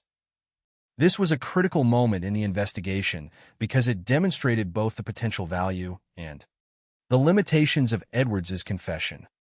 His statement had already been partially corroborated by the discovery of Stella. That made his claims about Donald and Brenda impossible to dismiss casually. Yet a confession, even one containing information that had proven accurate in another case, still had to be examined carefully. The absence of the children's remains meant that investigators could not provide the same level of physical confirmation. Edwards could say that he had killed them. He could identify an area where he claimed to have left them. But when investigators searched, the ground did not provide the answer they needed. For Donald and Brenda's families, the result was devastatingly incomplete. A confession could change the understanding of what might have happened, but it could not bring the children home. There was still no grave to mark, no remains to identify, and no physical evidence that could provide a complete account of their final moments. The case therefore occupied an uncertain position. Edwards had confessed. Investigators had searched. Nothing had been found. And because the bodies were missing, Edwards was not prosecuted for the murders of Donald Baker and Brenda Howell. This distinction is essential when considering the total number of murders attributed to him. Edwards confessed to 6 killings, but he was convicted of only 3: Stella Nolan, Gary Rotchett, and Donald Allen Todd. Donald Baker and Brenda Howell were 2 of the 3 additional murders in his confession, while Roger Dale Madison was the 3rd. None of those 3 cases resulted in a murder conviction because the necessary evidence was not available to establish the deaths in court. The difference between confession and conviction would remain central to the story long after Edwards was dead. The search for Donald and Brenda also highlighted another problem that would become increasingly important: the changing landscape of Southern California. Edwards worked in construction and operated heavy equipment. The region itself was undergoing enormous development. Places that had once been isolated were being altered by roads and construction projects. Dirt was moved, ground was excavated, new routes changed access to remote areas. When a body was hidden in such an environment, the passage of time could make the original location difficult to identify. Even a suspect who knew the landscape could be unable to provide a location precise enough to allow investigators to recover remains years later. That possibility was particularly important in the Edwards case because he had worked around construction sites and freeway projects. Investigators later examined old construction records, maps, and work locations in an attempt to understand where Edwards might have had access to certain areas. But in the Baker and Howell investigation, those efforts did not produce the physical evidence needed to resolve the case. Their disappearance remained one of the unanswered chapters in Edwards's confession. After the 1956 disappearances, there followed a long gap in the timeline Edwards gave investigators. According to his own account, he did not kill another child for many years. The next murder he confessed to occurred in 1968. That gap would inevitably attract attention. If Edwards had been telling the truth, Then there was a period of more than a decade during which he claimed not to have killed. But if his later statement that he had killed far more people was accurate, the missing years could have contained other crimes. Investigators, therefore, had to consider an uncomfortable possibility. The 6 children Edwards named might not represent the full extent of his actions. At the same time, they could not simply attach every unsolved disappearance in Southern California to his name. That would have been speculation rather than investigation. Several missing children from the broader period would eventually be examined for possible connections to Edwards. Tommy Bowman disappeared in 1957 at the age of 8. Bruce Creeman, 7, disappeared in 1960. Karen Lynn Tompkins, 11, disappeared in 1961. Dorothy Gale Brown, also 11, disappeared in 1962. Ramona Price, 7, disappeared in 1961. These cases shared certain features with the Edwards investigation. Children had disappeared in Southern California, and in some instances the locations overlapped with places Edwards had lived or worked. But similarity was not proof. None of these children could be responsibly described as confirmed victims of Edwards. Their cases remained separate investigations, although Edwards's confession caused authorities and researchers to reconsider them. That distinction is especially important because the number of possible victims has sometimes become blurred with the number of confirmed victims. Edwards himself contributed to that confusion. He reportedly told a prison employee that his actual number of victims could have been 18, and later accounts sometimes placed the figure at around 20 or more. But those claims were never fully verified. There was no complete list of additional victims, no recovered remains corresponding to the larger number, and no sufficient forensic evidence establishing that all of the missing children under consideration had been killed by Edwards. The safest conclusion is therefore the narrowest one. 6 murders were confessed by Edwards, 3 produced convictions, and several other missing child cases were investigated as possible connections without being proven. For Donald and Brenda, however, the uncertainty was not merely a statistical question. They were real children whose lives had been interrupted in 1956. Their names were not simply entries in a list of unsolved cases. Donald was 13. Brenda was 11. They had left by bicycle and disappeared. Their belongings were recovered, but they were not. And when a man later claimed responsibility for their deaths, the confession raised painful possibilities without providing the final evidence their families needed. There is a particular cruelty in that kind of uncertainty. A family can receive a confession and still not receive a body. They can be told what supposedly happened and still have no physical proof that allows them to know where their child is. The search may continue, but every unsuccessful excavation leaves another unanswered question behind. In Edwards's case, the problem was made even more difficult by his death years later. When he eventually died in San Quentin State Prison, investigators lost the opportunity to question him further about the locations he had identified, the children he had named, and the additional victims he claimed might exist. That meant the unresolved cases could not simply be reopened with a final interrogation. Whatever knowledge Edwards possessed remained locked behind the limits of his earlier statements. The disappearance of Donald Baker and Brenda Howell, therefore, became an early example of the central problem that would define the entire case. Edwards could provide information, but investigators could not always verify it. Stella Nolan had given them a physical answer. Donald and Brenda did not. And that difference would become even more important as the investigation moved into the late 1960s, when Edwards claimed responsibility for 2 more murders in 1968, one involving 16-year-old Gary Rotchett and another involving 16-year-old Roger Dale Madison, a boy who was not a stranger to Edwards at all, but a friend of his own son. By then, the story would move from unresolved disappearances in the 1950s to a series of killings that would ultimately lead to Edwards's exposure. But before that happened, there was another troubling possibility: the long silence between 1956 and 1968. What had happened during those 12 years? According to Edwards, nothing comparable to the murders he later confessed to. But investigators could never be certain that the 6 names he provided represented the complete truth. The unanswered disappearances surrounding those years would continue to cast a shadow over the investigation. And when Edwards finally began speaking in 1970, his confession would not simply revive old cases. It would force investigators to look at the entire landscape of Southern California and ask how many missing children might have crossed paths with a man who knew the roads, the construction sites, and the changing ground beneath them. By the late 1960s, McRae Edwards had spent more than a decade living a life that, on the surface, appeared ordinary. He worked in construction. He operated heavy equipment. He had a family and lived among neighbors who knew him. Yet, according to the confession he would eventually make in 1970, the long period following the disappearances of Donald Lee Baker and Brenda Jo Howell ended in 1968. 2 teenagers would become the next names in his account: 16-year-old Gary Rotchett and 16-year-old Roger Dale Madison. Their cases were different from the earlier disappearances in one important respect.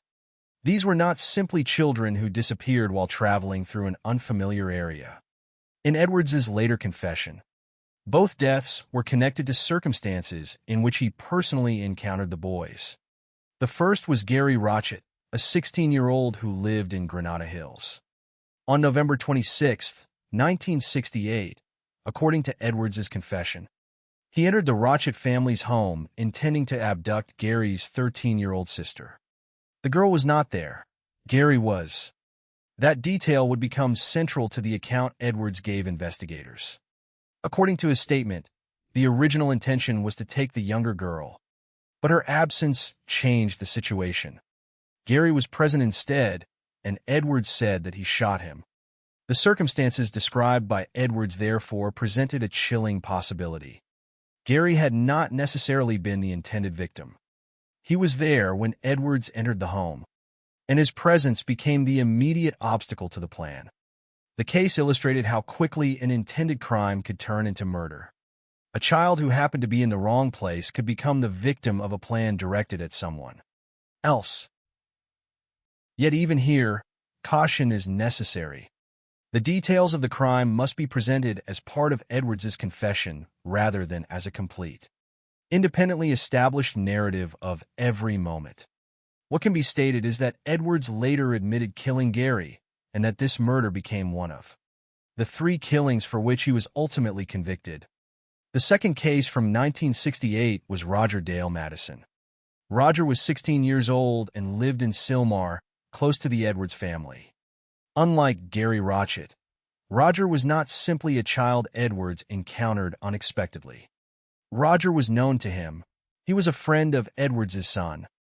The Madison family lived only a few houses away from Edwards's home. This relationship is one of the most disturbing elements of the entire case because it demonstrates how close Edwards could be to the people who would eventually become victims. The Madison family knew him. He was part of their neighborhood environment. His connection to Roger was not based on a chance encounter in an isolated place. It existed within an ordinary network of family and community relationships. Roger disappeared in December 1968. For his family, there was no immediate explanation. A 16-year-old boy who had been present in their community was suddenly missing. According to Edwards's later confession, he had killed Roger and taken him to an area near a freeway construction project. Edwards claimed that he used heavy construction equipment to conceal the body in an area connected with State Route 23. This statement became particularly significant because Edwards was working in construction and knew the locations where roadwork was taking place. Investigators later examined historical Caltrans records to understand the construction activity in the area around the time Roger disappeared. The purpose was not simply to accept Edwards' statement at face value. Investigators wanted to determine whether the physical circumstances he described could fit the actual history of the construction project. Old construction records, maps, and work information could show where road crews had been operating and what portions of the landscape were being altered. The work of reconstructing the past was therefore essential. More than 3 decades had passed by the time investigators conducted a major search for Rogers' remains. The environment had changed. Roads had been built and expanded. Areas that once looked different had been transformed by development. If Edwards had actually used a construction site to conceal Rogers' body, investigators faced the difficult task of finding a location that might no longer exist in the same form. Yet the Madison investigation did not end with the passage of time. In 2008, authorities conducted a large search near Tierra Regata Road alongside the 23 freeway in Moorpark. The investigation used several techniques intended to locate possible human remains. Search dogs were deployed.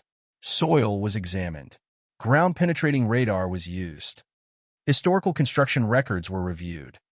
Maps and records from Caltrans were considered in an attempt to reconstruct the landscape that had existed when Roger disappeared. 2 independent teams of cadaver dogs reportedly reacted in the same general area. Some soil examinations also produced findings that attracted the attention of investigators. Ground-penetrating radar identified an underground anomaly. Taken together, those indications were enough to justify continued interest in the location. But suspicion and scientific interest are not the same as a recovered body.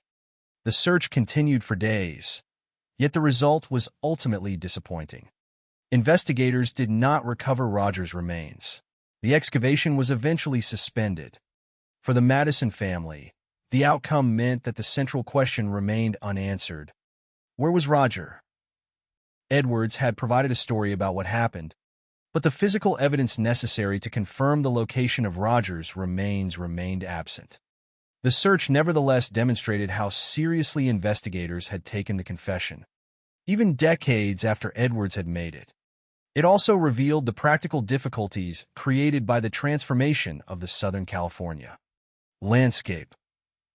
A construction site from 1968 could not simply be examined as though it had been preserved in place. The freeway system and surrounding development had altered the terrain. The investigators were effectively trying to reconstruct a vanished landscape and determine where a missing child might have been concealed within it.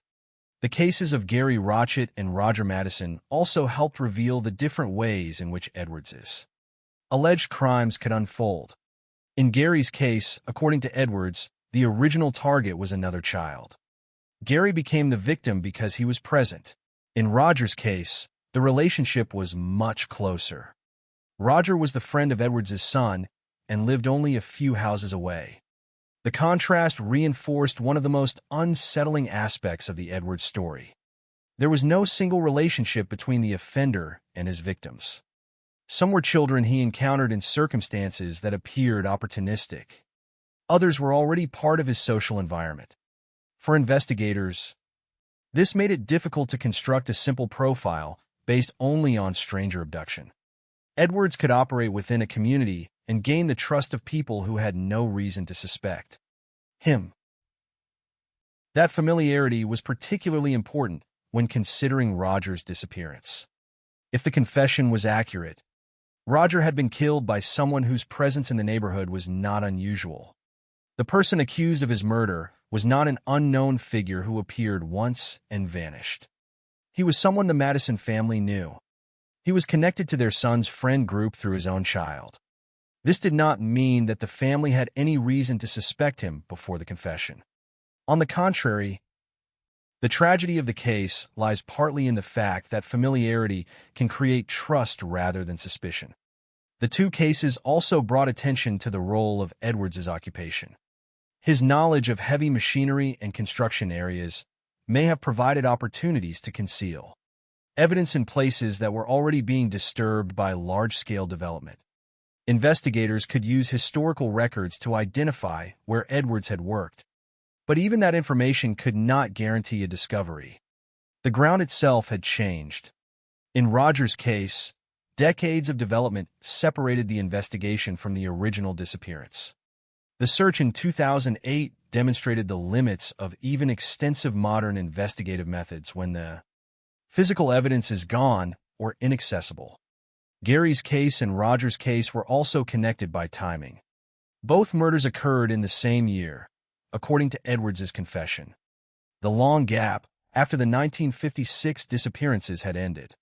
Whether that meant Edwards had truly stopped killing during the intervening years or whether his confession omitted other crimes remained impossible to determine. The uncertainty became even more significant because Edwards later claimed that his total number of victims could have been far greater than the 6 murders he named. Investigators therefore had to examine the possibility of additional victims without treating every unresolved disappearance as an Edwards murder. This was a difficult balance. The confirmed facts were already horrifying. Adding unproven victims could distort the historical record and cause additional harm to families whose cases remained unresolved.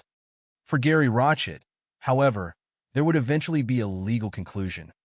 His murder was one of the 3 cases for which Edwards was convicted. Roger's case never reached that same level of resolution. Edwards confessed to killing him, but Roger's body was never found, and Edwards was not convicted of his murder. The distinction would become increasingly important as the case moved toward its final stages. The next name in Edwards' confession was 13-year-old Donald Allen Todd, whose disappearance in May 1969 would lead investigators to another body and another murder charge. Donald's case would provide additional physical evidence and become the 3rd murder for which Edwards was ultimately convicted. But before that final confirmed killing, the pattern of Edwards' alleged crimes had already become difficult to ignore. A child had been killed in 1953. 2 more had disappeared in 1956. Then, after years of silence, 2 16-year-olds became victims in 1968.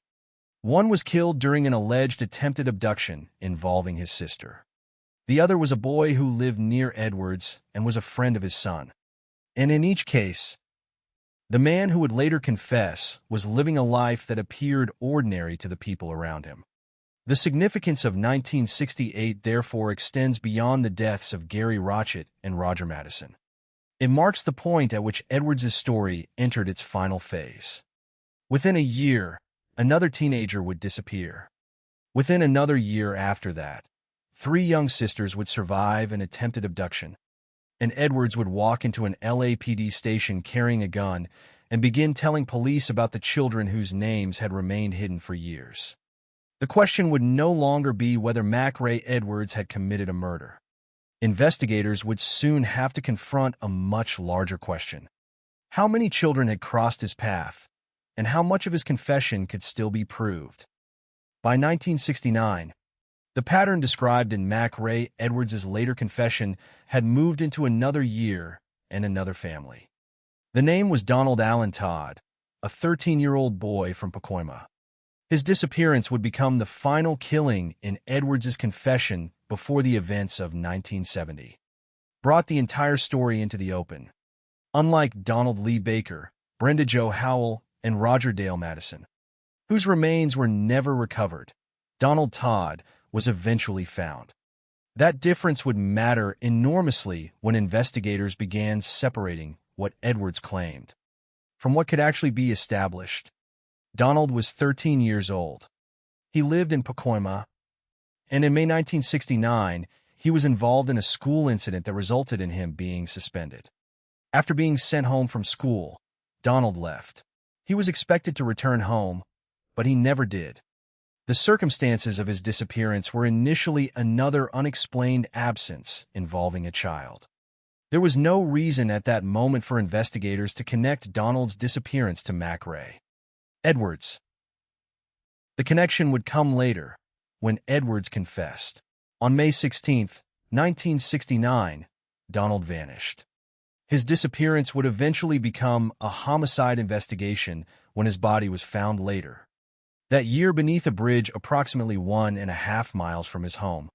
The location was significant because it transformed the case from a missing child investigation into a confirmed murder.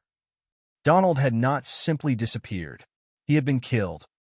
According to the information in the case, Donald had been sexually assaulted and shot with a .22 caliber handgun.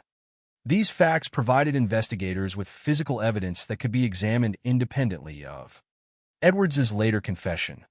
The presence of a body meant that investigators had something tangible to work with, unlike the cases of Donald Baker, Brenda Howell, and Roger Madison.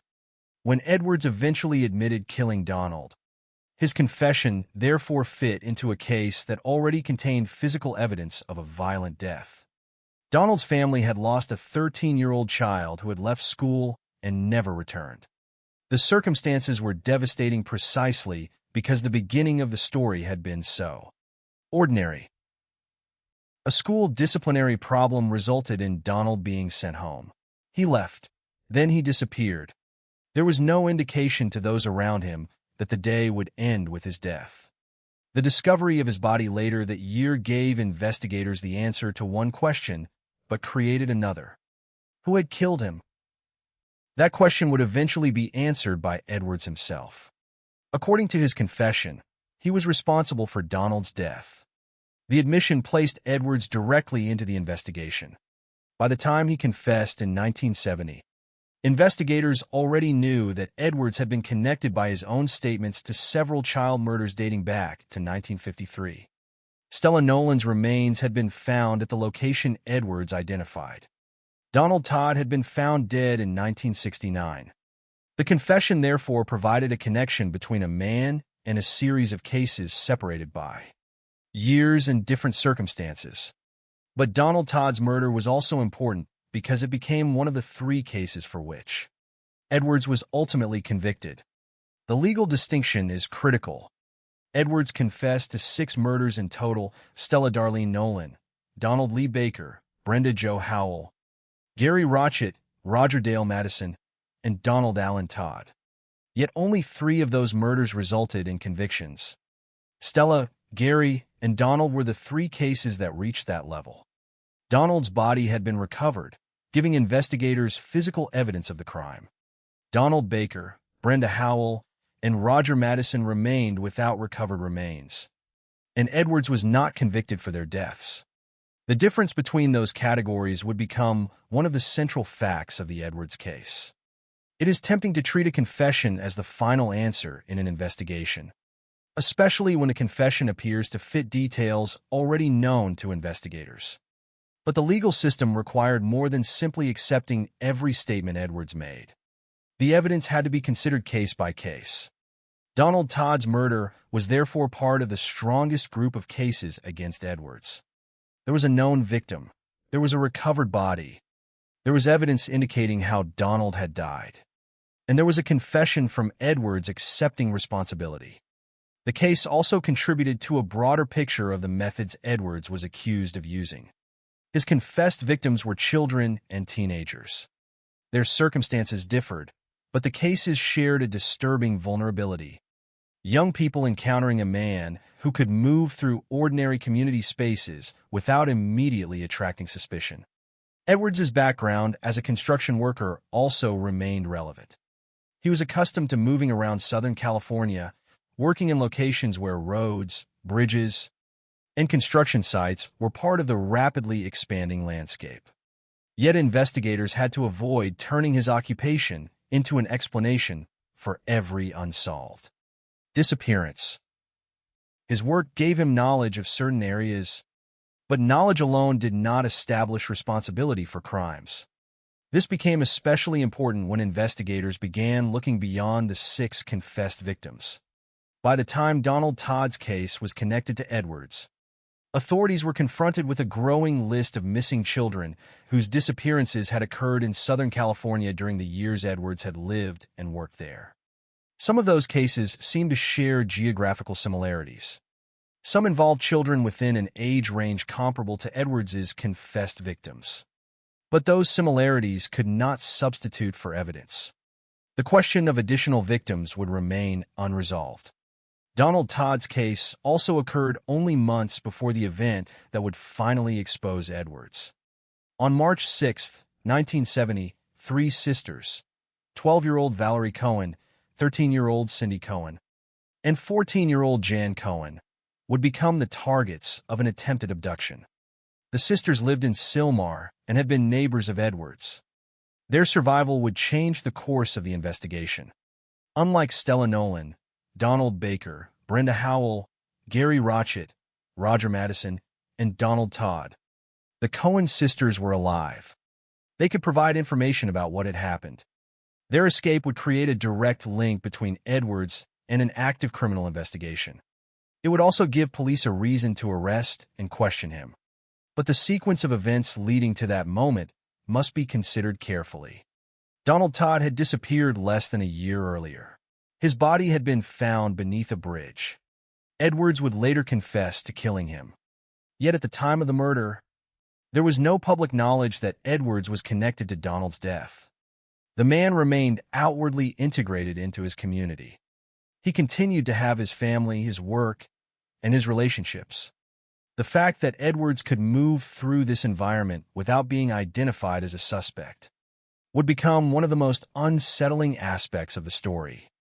The eventual revelation would show that the danger had been hidden in plain sight. When investigators later examined Edwards' life, they found a man who had been present around children and families. Roger Madison had been the friend of Edwards' son. The Cohen sisters had been his neighbors. Brenda Howell had a family connection to him. These relationships did not mean the families had any reason to suspect Edwards before his confession. They demonstrate instead how deeply embedded he was in the communities where he lived. The discovery of Donald Todd's body, therefore, became another piece in a story that was only beginning to reveal its scale. His death was no longer an isolated homicide once Edwards confessed. It became part of a sequence that extended from Stella Nolan in 1953 to the two children who disappeared in 1956, then to Gary Rotchett and Roger Madison in 1968, and now to Donald Todd in 1969. 6 names were eventually given by Edwards. 3 had bodies that could be recovered or cases sufficiently supported for conviction. 3 did not. And beyond those 6 were other children whose disappearances would later attract attention because investigators wondered whether Edwards might have been involved. The uncertainty was made even more disturbing by Edwards' own statements about the number of people he might have killed. He reportedly told a prison employee that the true number could have been 18 or even around 20. But those statements were never verified. The larger number could not be established through physical evidence or convictions. Therefore, Donald Todd's case must be understood within the boundaries of what can actually be known. He was a real 13-year-old boy. He disappeared after leaving school. His body was found later that year. He had been sexually assaulted and shot with a .22 caliber handgun. Edwards confessed to killing him, and his death became one of the 3 murders for which Edwards was convicted. Those facts stand apart from the more speculative questions surrounding other missing children. The story of Donald Todd is also a reminder of the human cost hidden behind the broader statistics of the Edwards case. Each name represented an individual child with a family, a home, and a life that was abruptly ended. The later investigation would focus heavily on Edwards, his confession, his movements, his work, and the possibility of additional victims.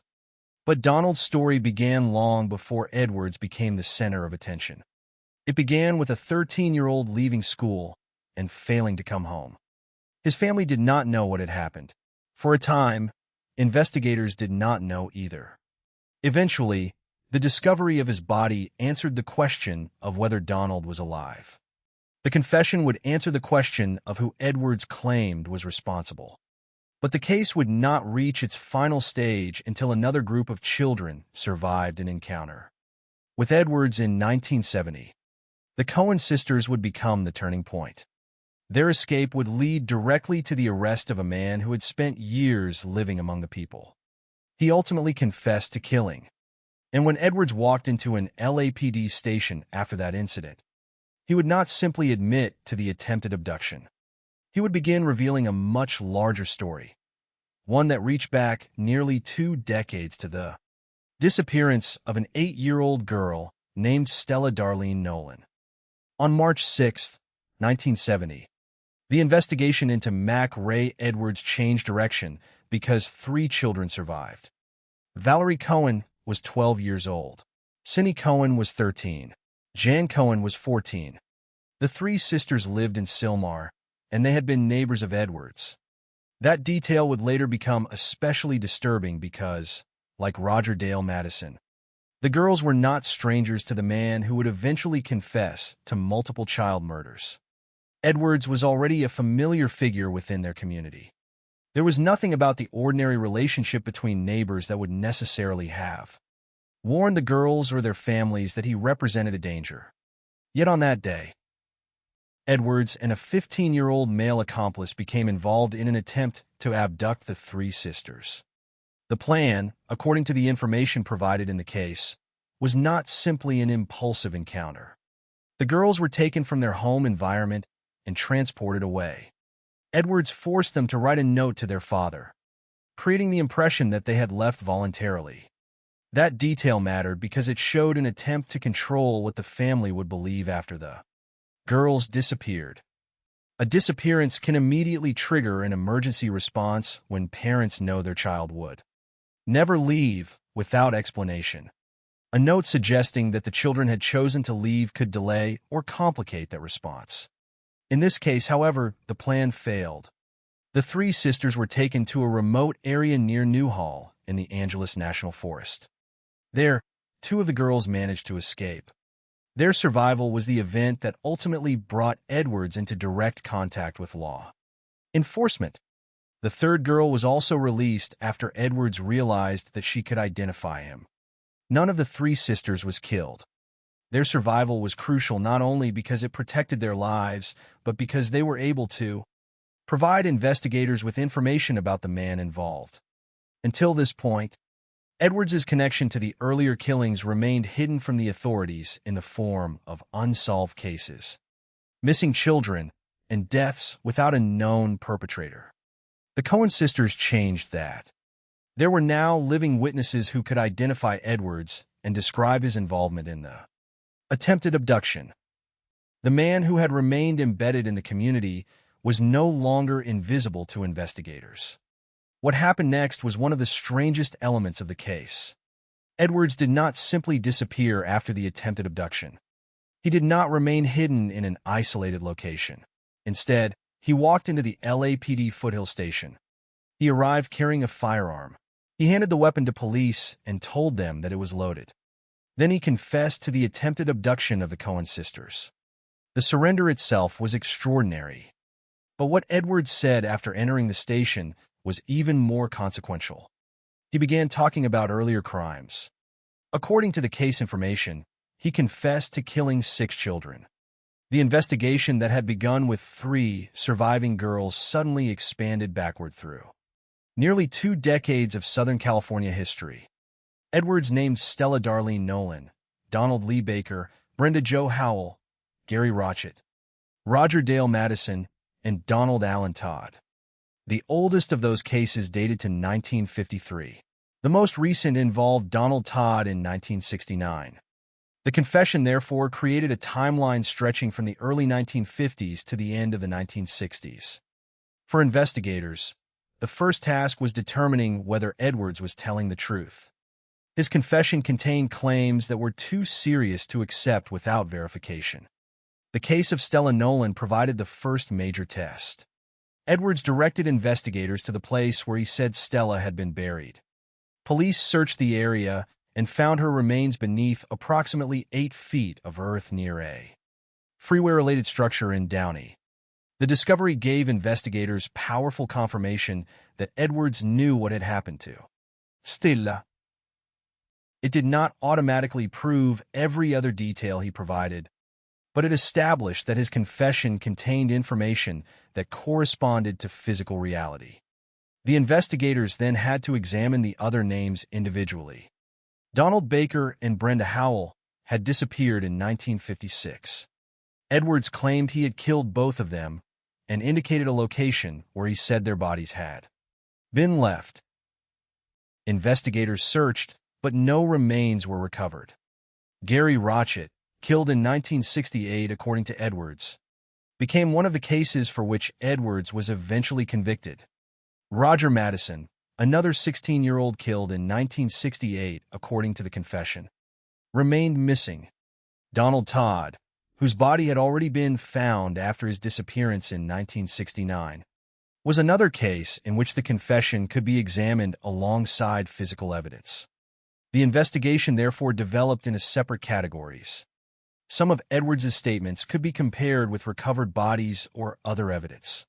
Other statements could not be independently confirmed because the victims remained missing. That distinction became essential. A responsible account of the case could not simply turn every confession into a proven murder. Edwards had said 6 children were his victims, but only 3 of those killings ultimately resulted in convictions. The other 3 remained unprosecuted because the evidence did not establish the murders sufficiently for conviction. Yet even before the legal process was complete, investigators had another reason to remain cautious. Edwards reportedly claimed that the true number of his victims could have been much higher. He told a prison employee that the number might have reached 18, and some later accounts placed the possible total at around 20 or more. Such statements inevitably directed attention toward other unresolved cases involving children in Southern California. Investigators began examining disappearances that had occurred during the years when Edwards lived and worked in the region. Some of the cases involved children of similar ages. Others occurred in places where Edwards had worked or lived. But the existence of similarities did not establish guilt. Several names became associated with the broader investigation, including Tommy Bowman, Bruce Creeman, Karen Lynn Tompkins, Dorothy Gale Brown, and Ramona Price. Each was a real missing or murdered child whose case deserved to be examined on its own evidence. None could simply be declared an Edwards victim because of geographic coincidence. The question of additional victims therefore remained open. Meanwhile, investigators continued to build the legal case around the 3 murders that could be supported most strongly. Stella Nolan was one. Gary Rotchett was another. Donald Allen Todd was the third. Edwards ultimately pleaded guilty to those 3 murders and was sentenced to death. The legal outcome, however, would not provide investigators with unlimited time to question him about the other cases. Edwards' death would come before the remaining questions could be fully resolved. Before that happened, investigators had to confront the psychological and practical significance of his confession. Edwards was not simply admitting to one murder committed in a moment of panic. He was describing crimes separated by years.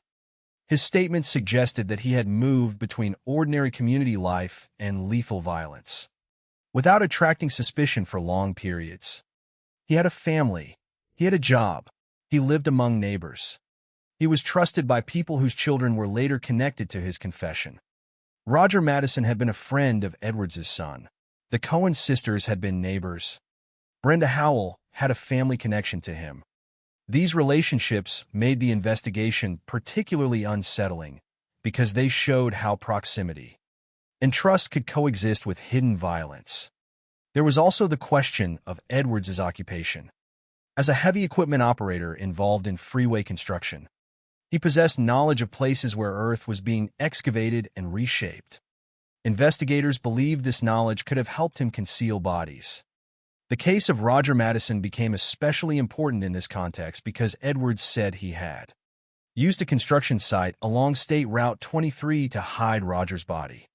Years later, investigators would attempt to reconstruct the area using historical Caltrans records, maps, soil analysis, cadaver dogs, and ground-penetrating radar. But in 1970, the immediate priority was to understand what Edwards had already confessed and determine which claims could be verified. The discovery of Stella's remains was the strongest early confirmation. The recovered body of Donald Todd provided another important physical foundation. Gary Rotchett's murder supplied the third conviction. But Donald Baker, Brenda Howell, and Roger Madison remained unresolved in terms of physical recovery. Their families had names and confessions, but no graves.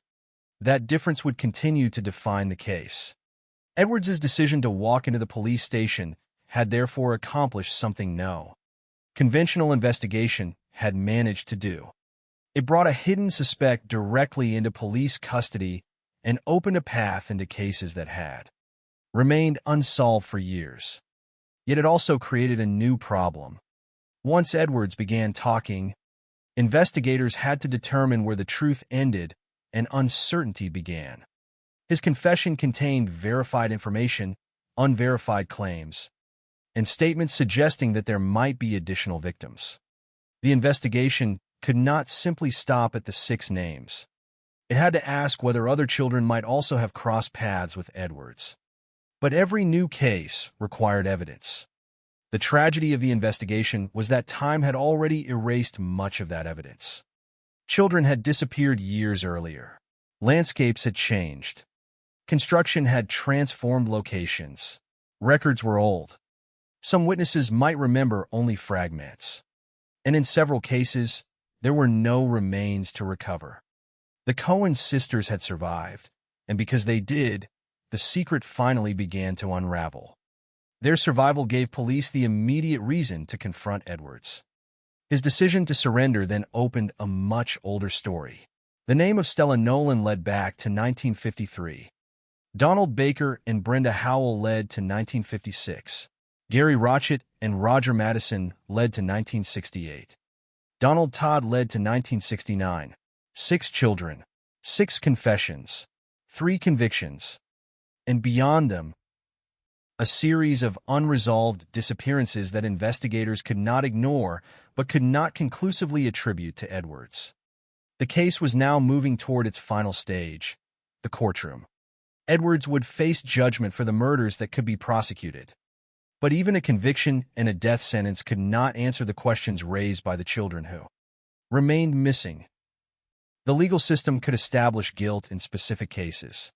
It could not reconstruct every event that had occurred over 17 years.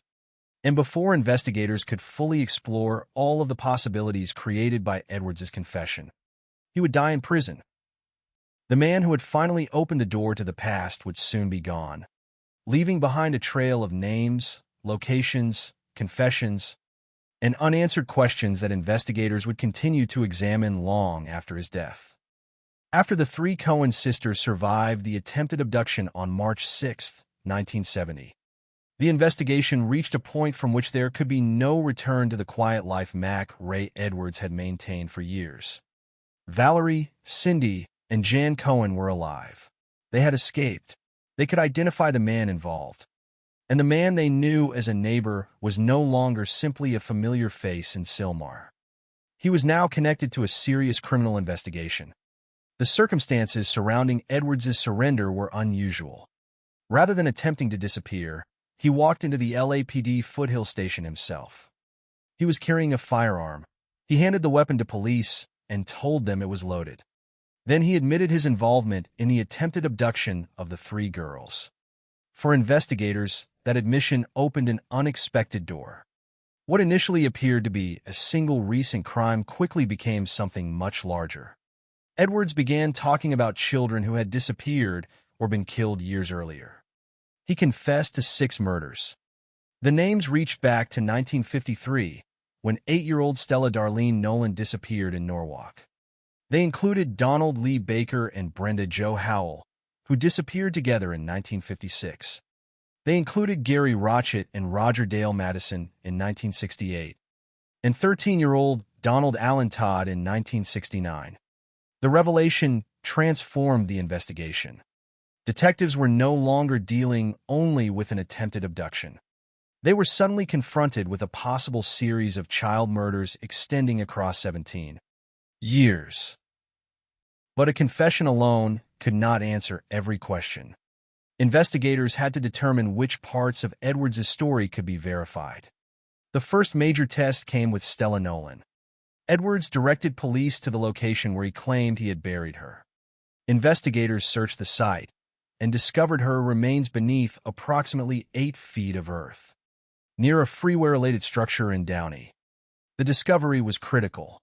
Edwards had provided information that led investigators to the remains of a child who had disappeared 17 years earlier. that did not automatically prove every detail of his account, but it demonstrated that he possessed knowledge about Stella's burial location that could not simply be ignored. The recovery of Stella's remains also changed the emotional character of the investigation. For years, her disappearance had left her family without an answer. Now investigators could establish that she had died and that her remains had been concealed. Edwards's confession had not remained merely a collection of words. At least in this case, it led to physical evidence. Investigators then turned to the other names. Donald Lee Baker and Brenda Jo Howell had disappeared together in August 1956. Edwards claimed responsibility for both deaths and identified a location where he said the bodies had been disposed of.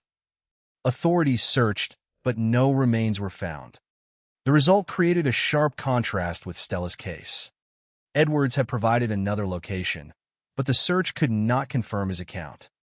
There was no grave, no skeletal remains, and no physical discovery establishing the deaths. For that reason, Edwards was not prosecuted for the murders of Donald and Brenda. The same problem existed in the case of Roger Dale Madison. Edwards confessed to killing the 16-year-old in December 1968 and said that he had concealed Roger's body at a freeway construction site along State Route 23. Roger had been a friend of Edwards's son and lived only a few houses away from the Edwards family. The confession was therefore especially disturbing, but the physical evidence remained elusive. Investigators would continue examining the case for decades. In 2008, a major search was conducted near Tierra Regiata Road beside the 23 freeway in Moore Park.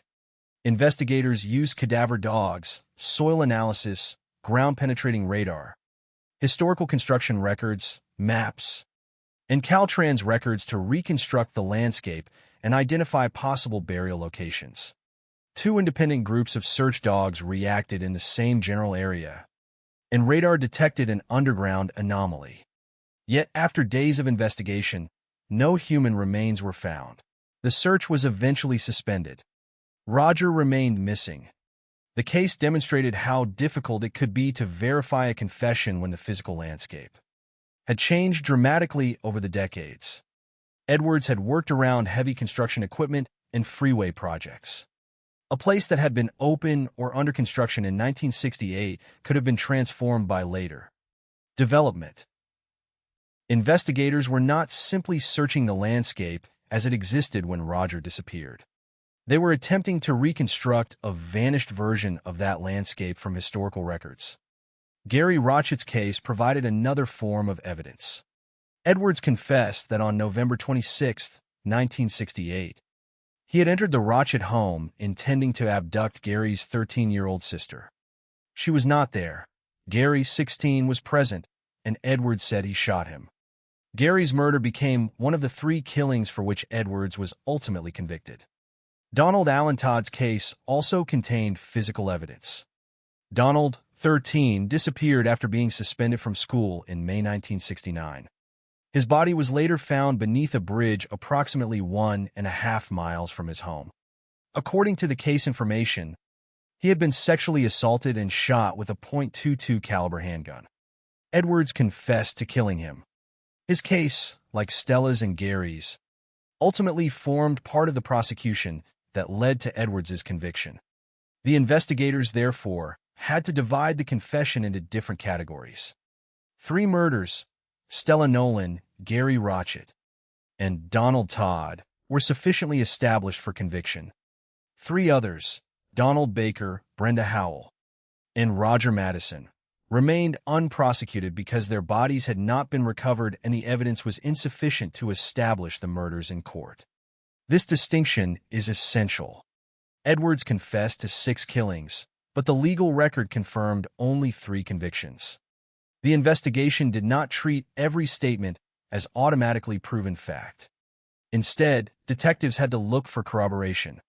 Stella's remains were found where Edwards said they would be. Donald Todd's body had already been recovered. Gary's murder became a prosecutable case. But for the other 3, the confession could not overcome the absence of physical evidence. The investigation also raised a much larger question. Edwards had reportedly told a prison employee that the number of his victims could have been 18, and later accounts sometimes described a possible total of around 20 or more. If that claim were true, the 6 confessed victims might represent only part of the story. But there was no reliable way to establish the larger number. Investigators began examining other child disappearances in Southern California, including cases involving Tommy Bowman, Bruce Creeman, Karen Lynn Tompkins, Dorothy Gale Brown, and Ramona Price. Their cases were considered because of possible geographical, chronological, or circumstantial connections to Edwards, but none could be labeled a confirmed Edwards victim. That distinction was especially important for the families involved. An unresolved disappearance is already painful. To attach an unproven suspect to the case without evidence could create another form of injustice. Investigators, therefore, had to work within the limits of what could actually be established. One of the most intriguing later developments concerned Tommy Bowman, an 8-year-old who disappeared in 1957, years after Edwards' death. Researchers examining the case found that Edwards had written a letter while on death row in which he referred to Tommy Bowman. According to the information provided, Edwards indicated that he had considered adding Tommy's name to his confession to the LAPD, but had decided not to. The letter became an important reason for investigators to reconsider the Bowman disappearance. Yet even that statement did not provide enough evidence to confirm that Edwards had killed Tommy. The same caution applied to Bruce Creeman, Karen Lynn Tompkins, Dorothy Gale Brown, and Ramona Price. Each case raised questions, but none supplied the definitive evidence needed to transform suspicion into fact. Edwards' occupation complicated the investigation further. He had spent years operating heavy equipment and working on major construction projects throughout Southern California. Investigators believed that his familiarity with construction sites, changing terrain, and remote areas could have helped him conceal bodies. But again, the possibility was not proof. His employment could explain how he might have known certain locations, but it could not establish which crimes, if any, he had committed there. This was why historical records became so important in later searches. Investigators could compare Edwards' work history with the dates and locations of disappearances. Caltrans records could show where freeway construction had taken place. Maps could reveal how roads and access routes had changed. Soil examinations and search dogs could indicate areas worthy of further investigation. Ground-penetrating radar could identify anomalies beneath the surface. Yet none of these techniques could guarantee that a body would be found. Time had altered the landscape, and in some cases the original location could no longer be identified with certainty. Meanwhile, Edwards' own behavior after the attempted abduction remained difficult to interpret. He had voluntarily entered a police station carrying a loaded firearm and then begun confessing. He reportedly told investigators that his conscience had prevented him from sleeping or eating properly. Yet even in statements about his crimes, there were details suggesting a complicated and deeply disturbing attitude toward responsibility. He reportedly expressed concern about his ability to work safely with heavy machinery. And when discussing the Cohen sisters, he acknowledged that if they had not escaped, the number of children he had killed would have been 9 rather than 6. Such statements added to the picture of a man who understood the consequences of his actions but whose descriptions of them did not center consistently on the suffering of the victims.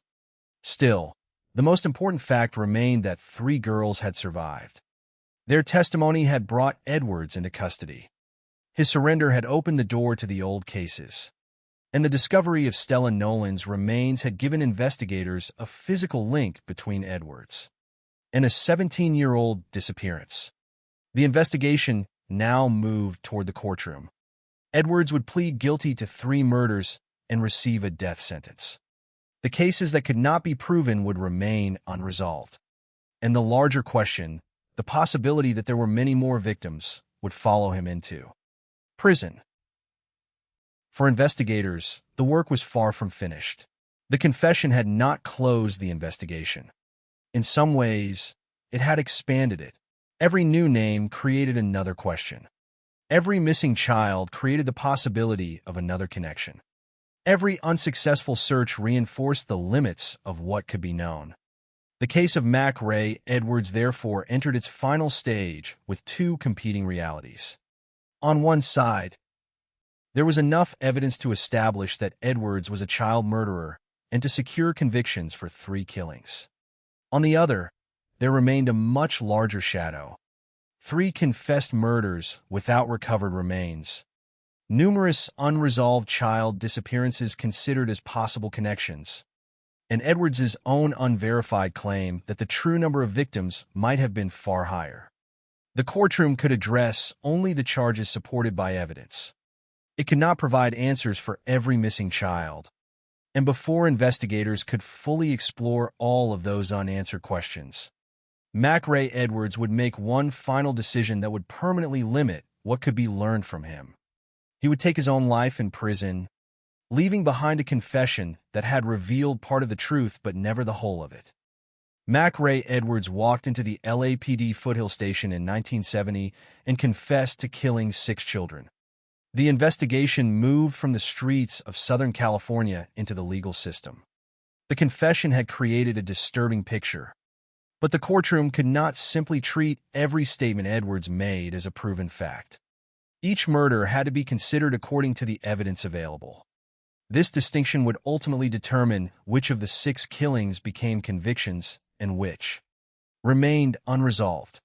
Edwards admitted responsibility for the deaths of 6 children: Stella Darlene Nolan, Donald Lee Baker, Brenda Jo Howell, Gary Rotchett, Roger Dale Madison, and Donald Allen Todd. But only 3 of those cases resulted in convictions. Stella, Gary, and Donald had cases in which the evidence was sufficiently established for prosecution. Donald Baker, Brenda Howell, and Roger Madison remained without recovered remains, and Edwards was not convicted for their deaths. The legal process therefore narrowed the enormous scope of his confession into 3 specific murders that could be established in court. The first was the 1953 killing of Stella Darlene Nolan. Stella was 8 years old when she disappeared in Norwalk on June 20, 1953.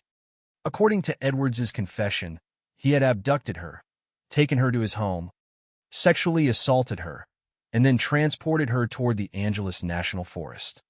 He said he strangled her and threw her from a bridge.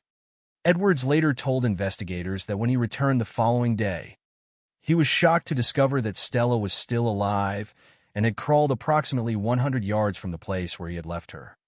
He then killed her and buried her near a location that would later become associated with freeway construction. The crucial point for investigators was not simply that Edwards told this story. He led them to the place where he said Stella had been buried. Her remains were found beneath approximately 8 feet of earth in Downey, near a freeway-related structure. The discovery provided physical confirmation that Edwards possessed knowledge of the burial location. It became one of the most important pieces of evidence connecting him to the murder. The second conviction involved Gary Rotchett, 16, who was killed in Granada Hills on November 26, 1968, according to Edwards's confession. Edwards said he entered the Rotchett home intending to abduct Gary's 13-year-old sister. She was absent, however, while Gary was present. Edwards said that he shot Gary. The case illustrated one of the most disturbing elements of his confession. The intended target and the eventual victim were not necessarily the same person.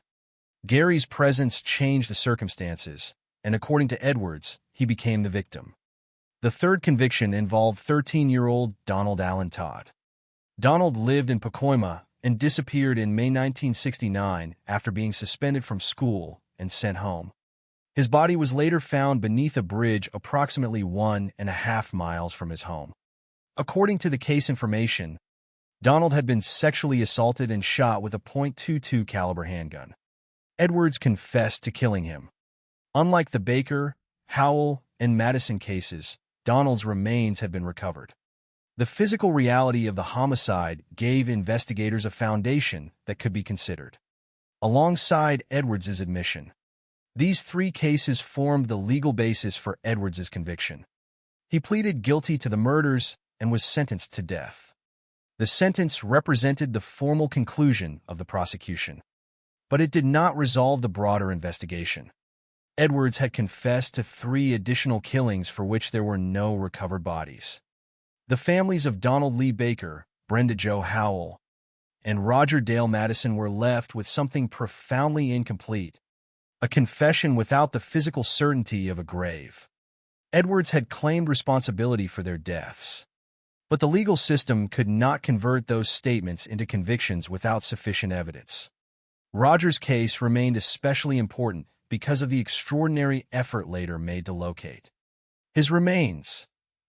In 2008, long after Edwards's death, investigators searched near Tierra Rajada Road beside the 23 freeway in Moore Park. The search was based partly on Edwards's claim that he had concealed Roger's body at a construction site along State Route 23. Investigators examined historical Caltrans records, maps, soil, and geological information. Search dogs were used, including 2 independent groups that reportedly reacted in the same general area. Ground-penetrating radar also identified an underground anomaly. Yet the search produced no human remains. The excavation was eventually stopped. Roger's family therefore remained without the definitive physical evidence that might have confirmed Edwards's confession. This unresolved element of the case illustrates the difference between a confession and a completed forensic investigation. Edwards could say where he believed the body had been hidden, but if the landscape had changed or the location was inaccurate, investigators could not simply recreate the past. Freeway construction had altered the terrain. Areas that had once been work sites could have become roads, embankments, or other developed spaces. The passage of time had become an enemy of the investigation. The courtroom could establish guilt for 3 murders, but it could not restore the missing landscape of 1956 or 1968. The uncertainty became even greater when Edwards reportedly told a prison employee that the actual number of his victims might have been 18 or even around 20. Such a claim naturally attracted attention. If true, 6 murders would represent only a portion of his crimes. But there was no sufficient evidence to confirm that larger number. The distinction between what Edwards confessed and what investigators could prove therefore became central to the historical record. 6 confessed victims were not the same thing as 20 confirmed victims.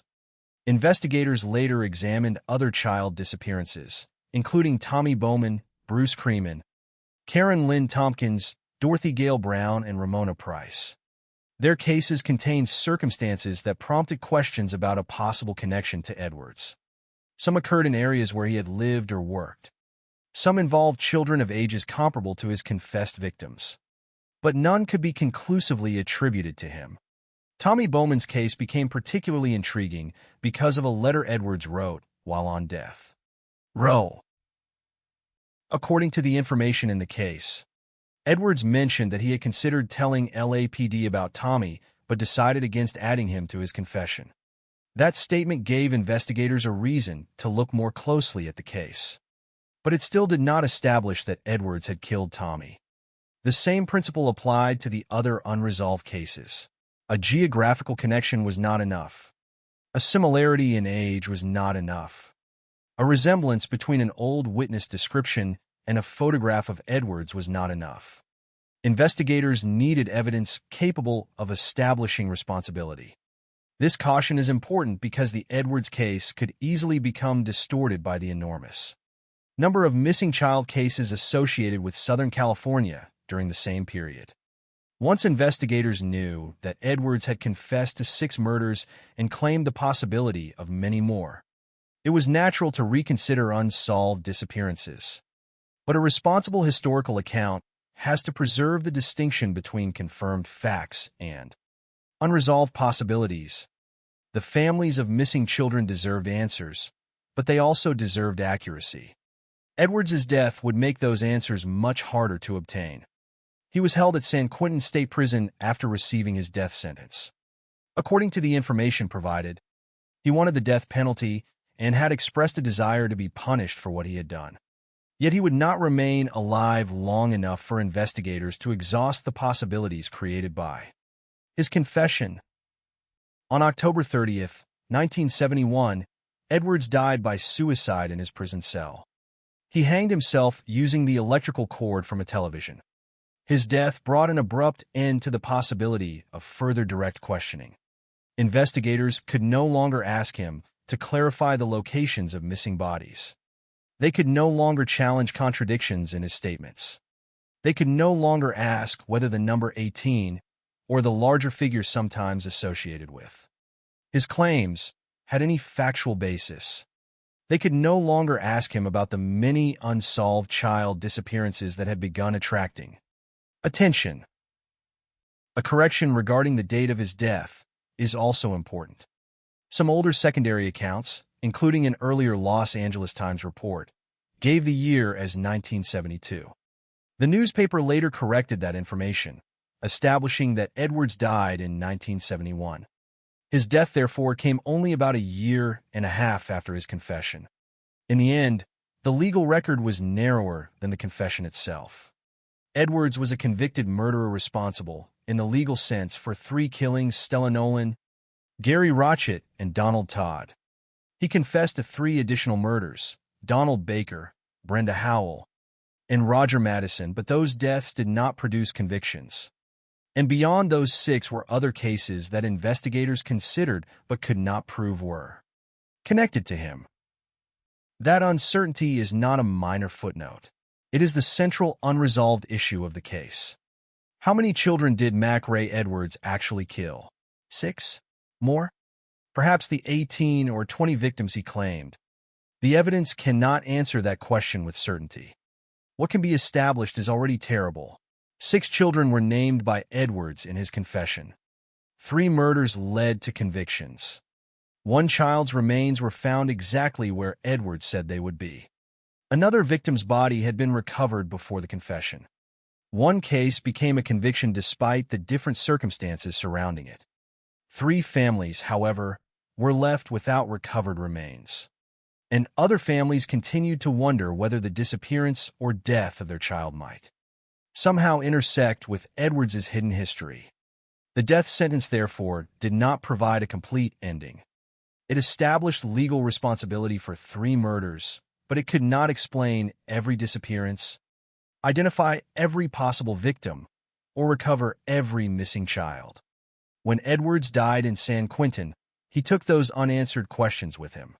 For investigators, the case would continue beyond his death through old records, renewed searches, historical research, and attempts to reconstruct the changing landscape of Southern California. For the families, however, the passage of time could not erase the absence of a child.